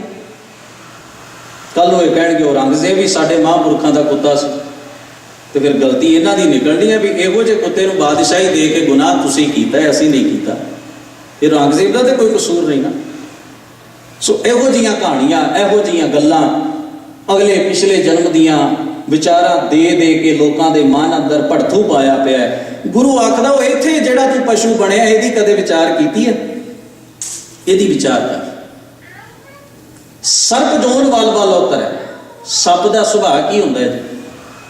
ਜ਼ਹਿਰ ਹੈ ਨਾ ਉਹਦੇ ਅੰਦਰ। ਸੱਪ ਦਾ ਸੁਭਾਅ ਹੈ ਜ਼ਹਿਰ ਹੈ ਉਹਦੇ ਅੰਦਰ। ਤੇ ਜੇ ਸਾਡੇ ਅੰਦਰ ਈਰਖਾ ਦਾ, ਲੋਭ ਤੇ ਤ੍ਰਿਸ਼ਨਾ ਦਾ ਜ਼ਹਿਰ, ਤੇ ਅਸੀਂ ਕੀ ਹੋਏ? ਸੱਪ ਹੋਏ ਨਾ। ਮੈਂ ਕਿਤੇ ਉਹ ਪੜ੍ਹਿਆ ਸੀ, ਕਹਿੰਦੇ ਸੱਪ ਦਾ ਡੰਗਿਆ ਬਚ ਸਕਦਾ, ਬੰਦੇ ਦਾ ਡੰਗਿਆ ਬੰਦਾ ਨਹੀਂ ਬਚ ਸਕਦਾ। ਉਹਦਾ ਡੰਗਿਆ ਨਹੀਂ ਬਚ ਸਕਦਾ। ਜਦੋਂ ਇਹਦਾ ਜ਼ਹਿਰ ਸਿਰ ਚੜ ਕੇ ਬੋਲਦਾ ਹੈ ਨਾ, ਇਹਦਾ ਜ਼ਹਿਰ ਜਦੋਂ ਸਿਰ ਚੜ ਕੇ ਬੋਲਦਾ। ਮੈਂ ਇੱਕ ਜਗ੍ਹਾ ਤੇ ਪੜ੍ਹ ਰਿਹਾ ਸੀ, ਸੱਪ ਗਰਮੀਆਂ ਦੇ ਦਿਨਾਂ 'ਚ ਜਦੋਂ ਜ਼ਹਿਰ ਉਹਦੇ ਦਿਮਾਗ ਨੂੰ ਚੜ੍ਹਦਾ ਹੈ, ਉਹ ਪੱਥਰ ਤੇ ਆਪਣੀ ਫਨ ਜ਼ੋਰ ਦੇ ਨਾਲ ਮਾਰਦਾ ਆਪਣੇ ਆਪ ਨੂੰ ਸ਼ਾਂਤ ਕਰਨ ਵਾਸਤੇ। ਤੁਸੀਂ ਵੇਖਣਾ ਕਈ ਬੰਦੇ ਘਰ ਦੀਆਂ ਚੀਜ਼ਾਂ ਤੋੜ ਸੁੱਟਦੇ ਨੇ। ਟੀਵੀ ਭੰਨ ਦਿੱਤਾ, ਟੀਵੀ ਭੰਨ ਦਿੱਤਾ, ਭਾਂਡੇ ਹੀ ਭੰਨ ਦਿੱਤੇ, ਰੋਟੀ ਦਾ ਥਾਲ ਚੁੱਕ ਕੇ ਉਹ ਮਾਰਿਆ। ਸਮਝ ਲਓ ਇਸ ਵੇਲੇ ਬੰਦੇ ਦੀ ਦਸ਼ਾ ਸੱਪ ਵਾਲੀ ਹੈ। ਉਹਦੇ ਦਿਮਾਗ ਨੂੰ ਜਦੋਂ ਜ਼ਹਿਰ ਚੜ੍ਹਦਾ ਹੈ, ਉਹ ਵੀ ਸ਼ਾਂਤ ਕਰਨ ਵਾਸਤੇ ਪੱਥਰ ਦੇ ਉੱਤੇ ਮਾਰਦਾ ਹੈ ਆਪਣੀ ਫਨ, ਆਪਣਾ ਜ਼ਹਿਰ ਸ਼ਾਂਤ ਕਰਨ ਲਈ। ਜਦੋਂ ਇਹਨੂੰ ਜ਼ਹਿਰ ਚੜ੍ਹਦਾ ਹੈ, ਜੇ ਬੰਦਾ ਹੋਵੇ ਸਾਹਮਣੇ ਉਹਦਾ ਭਲਾ ਨਹੀਂ, ਜੇ ਚੀਜ਼ ਪਦਾਰਥ ਪਿਆ ਘਰ ਵਿੱਚ ਕੋਈ ਚੀਜ਼, ਉਹਦਾ ਭਲਾ ਨਹੀਂ। ਜ਼ਹਿਰ ਤੇ ਇਹਨੂੰ ਵੀ ਚੜ੍ਹਦਾ ਹੈ ਵਿਕਾਰਾਂ ਦਾ। ਦੂਸਰੇ ਬੰਦ ਵਿੱਚ ਦਾਤਾ ਜੀ ਬਖਸ਼ਿਸ਼ ਕਰਦੇ ਨੇ, ਅੰਤ ਕਾਲ ਜੋ ਇਸਤਰੀ ਸਿਮਰੈ ਐਸੀ ਚਿੰਤਾ ਮੈਂ ਜੇ ਮਰੈ, ਵੇਸ਼ਵਾ ਜੋਨ। ਲੋਕ ਉਸ ਔਰਤ ਵੱਲ ਜਾਂ ਉਸ ਮਰਦ ਵੱਲ ਘਿਰਣਾ ਦੀ ਨਜ਼ਰ ਨਾਲ ਵੇਖਦੇ ਨੇ ਜੋ ਜਿਸਮ ਦਾ ਧੰਦਾ ਕਰਦੇ ਹਨ, ਕਿਉਂਕਿ ਅੱਜ ਕੱਲ੍ਹ ਤਾਂ ਉਹਨਾਂ ਨੇ ਸਰਕਾਰੀ ਲਾਇਸੈਂਸ ਪ੍ਰਾਪਤ ਕਰ ਲਿਆ। ਤੁਸੀਂ ਉਹਨਾਂ ਨੂੰ ਗਾਲ ਨਹੀਂ ਕੱਢ ਸਕਦੇ, ਉਹਨਾਂ ਕੋਲ ਸਰਕਾਰੀ ਅਧਿਕਾਰ ਹਨ। ਉਹਨਾਂ ਨੂੰ ਸਟੇਟ ਨੇ ਅਧਿਕਾਰ ਦੇ ਦਿੱਤੇ ਵੀ ਇਹ ਆਪਣਾ ਜਿਸਮ ਵੇਚ ਸਕਦੇ ਨੇ। ਪਰ ਮਾਫ ਕਰਨਾ, ਗੁਰਦੇਵ ਨੇ ਬੜੀ ਵੱਡੀ ਗੱਲ ਆਖੀ ਹੈ।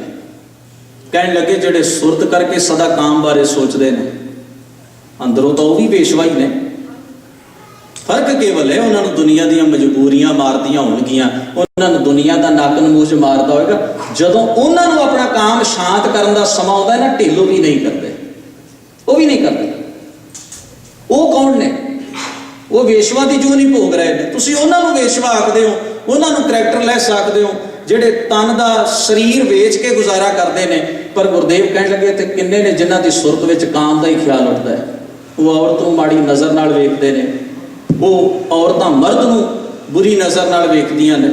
उन्हां दा अंदर भी तो शांत नहीं ना, शुद्ध नहीं ना, उन्हां दे अंतःकरण विच भी तो बार बार इस्त्री दा मर्द दा, इस्त्री दा मर्द दा ख्याल ही घुमदा है। गुरु साहब जी आखदे काम व्यापे को शुद्ध नार से जोरा पुछ चला, जोरां दा आख्या पुरख कमावदे से पवित अमेद खला। काम व्यापे को शुद्ध नार, जिहड़ा अंदरों शुद्ध नहीं उन्होंने काम व्यापदा है। से जोरा पुछ चला, वो औरत के पीछे पीछे तुरदा है, औरत मर्द के पीछे पीछे तुरदी। कोई दीन, कोई धर्म, कोई परिवार, कोई ब्याह वाला संबंध, ये सब पीछे छड़ देंदे ने। शर्म धर्म का डेरा दूर हो जाता है, किरदार निवाण वाल में तुर पिया। किरदार निवाण जैसा संग बिसियर से है रे तैसो ये पार गिरे। बंदा पराए घर, पराए तन, पर स्त्री, पर मर्द के संग वास्ते उतावला हो गया। उन्होंने कहिंदे ने गुरु साहब सुरत विच तां एक हो जाना, ये भी वेशवा ही है, ये वेसवा की चूंच घूम रहा समझो। तीसरे बंद में आख्या अंत काल जो लड़के सिमरै ऐसी चिंता मैं जे मरै सूकर जोर वल वल होता है। जे दे चिंतन विच इस मनुखा जीवन दे केवल अपनी औलाद का चक्कर ही, ख्याल ही चक्कर कट्टी जा रहा है। हुण कोई माड़ी गल नहीं अपनी औलाद का ध्यान करना, मेरी धी मेरा पुत्र किहड़े पासे जा रहे हैं, उन्हां दीयां की लोड़ां ने, ये कोई गलत बात नहीं है। पर इत्थे भगत लोचन जी ख्याल रखने की गल नहीं कर रहे, मोह की परिभाषा दे रहे हैं भी तू इन्ना उस मोह च गवाच जाए, तू अपने बच्चियां नूं कीमती कपड़े पवाउण वास्ते चोरी करे, रिश्वत लवे, अपने परिवार अपने वंश का भविख सवारन लई तू दूजियां दे भविख खराब करे। ये भाव है मोह दा, ये भाव है मोह दा। कह लगे फिर तू सूर तो वध कुछ नहीं। सूर क्यों आख्या? ये पिछे एक कारण है। सूर की जात नस्ल सब तो वध बच्चे पैदा करती है, सब तो वध। गुरु ने आख्या फिर तेरा भी इत्थे ध्यान अटकिया कला कि केवल मेरे बच्चों का भविख, तू ये भी ख्याल नहीं कर, तैनू अधिकार है तू अपने बच्चों के भविख बारे सोचे, पर तैनू ये कोई अधिकार नहीं कि तू किसी के बच्चों का भविख खराब करे। तैनू ये अधिकार है तू अपने भविख की चिंता करें, पर तैनू ये अधिकार नहीं कि तू दूजियां दे भविख का खात्मा करके अपना भविख सवारे। ये तेरे को अधिकार नहीं, पर तू वरत रहा।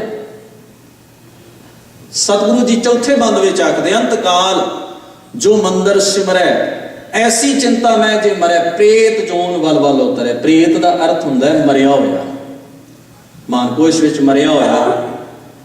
प्रेत दे अर्थ कीते ने, होर भी 5-6 अर्थ कीते ने।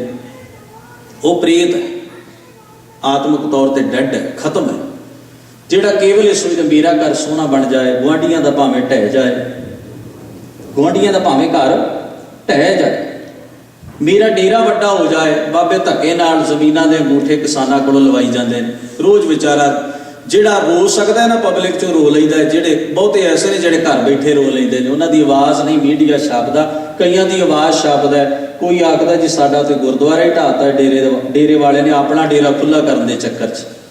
कोई आखदा जी मेरी 2 कनाला जमीन नप गया बाबा, कोई आखदा मेरी अद्धा किला जमीन, 2 किले जमीन, 4 किले। वो की सोचते ने ऐसा करने वाले? बाबे ने नाल ते नहीं ना जमीन लै जानी, सोचते मेरा डेरा वड्डा हो जाए, क्योंकि बाकी संत समाज वालियां दे बाकी संतां दे डेरे वड्डे ने, मेरा छोटा क्यों रहे? मेरा डेरा वड्डा हो जाए। वो नहीं सोचता भी ये बच्चे भी पढ़ने ने, उन्हें रोटी कितों पाड़ी। वो आखदा खांदे रहणगे ते बतेरे गरीब मरदे ने, भी 4 मर जाणगे, की है मेरा डेरा वड्डा हो जाए।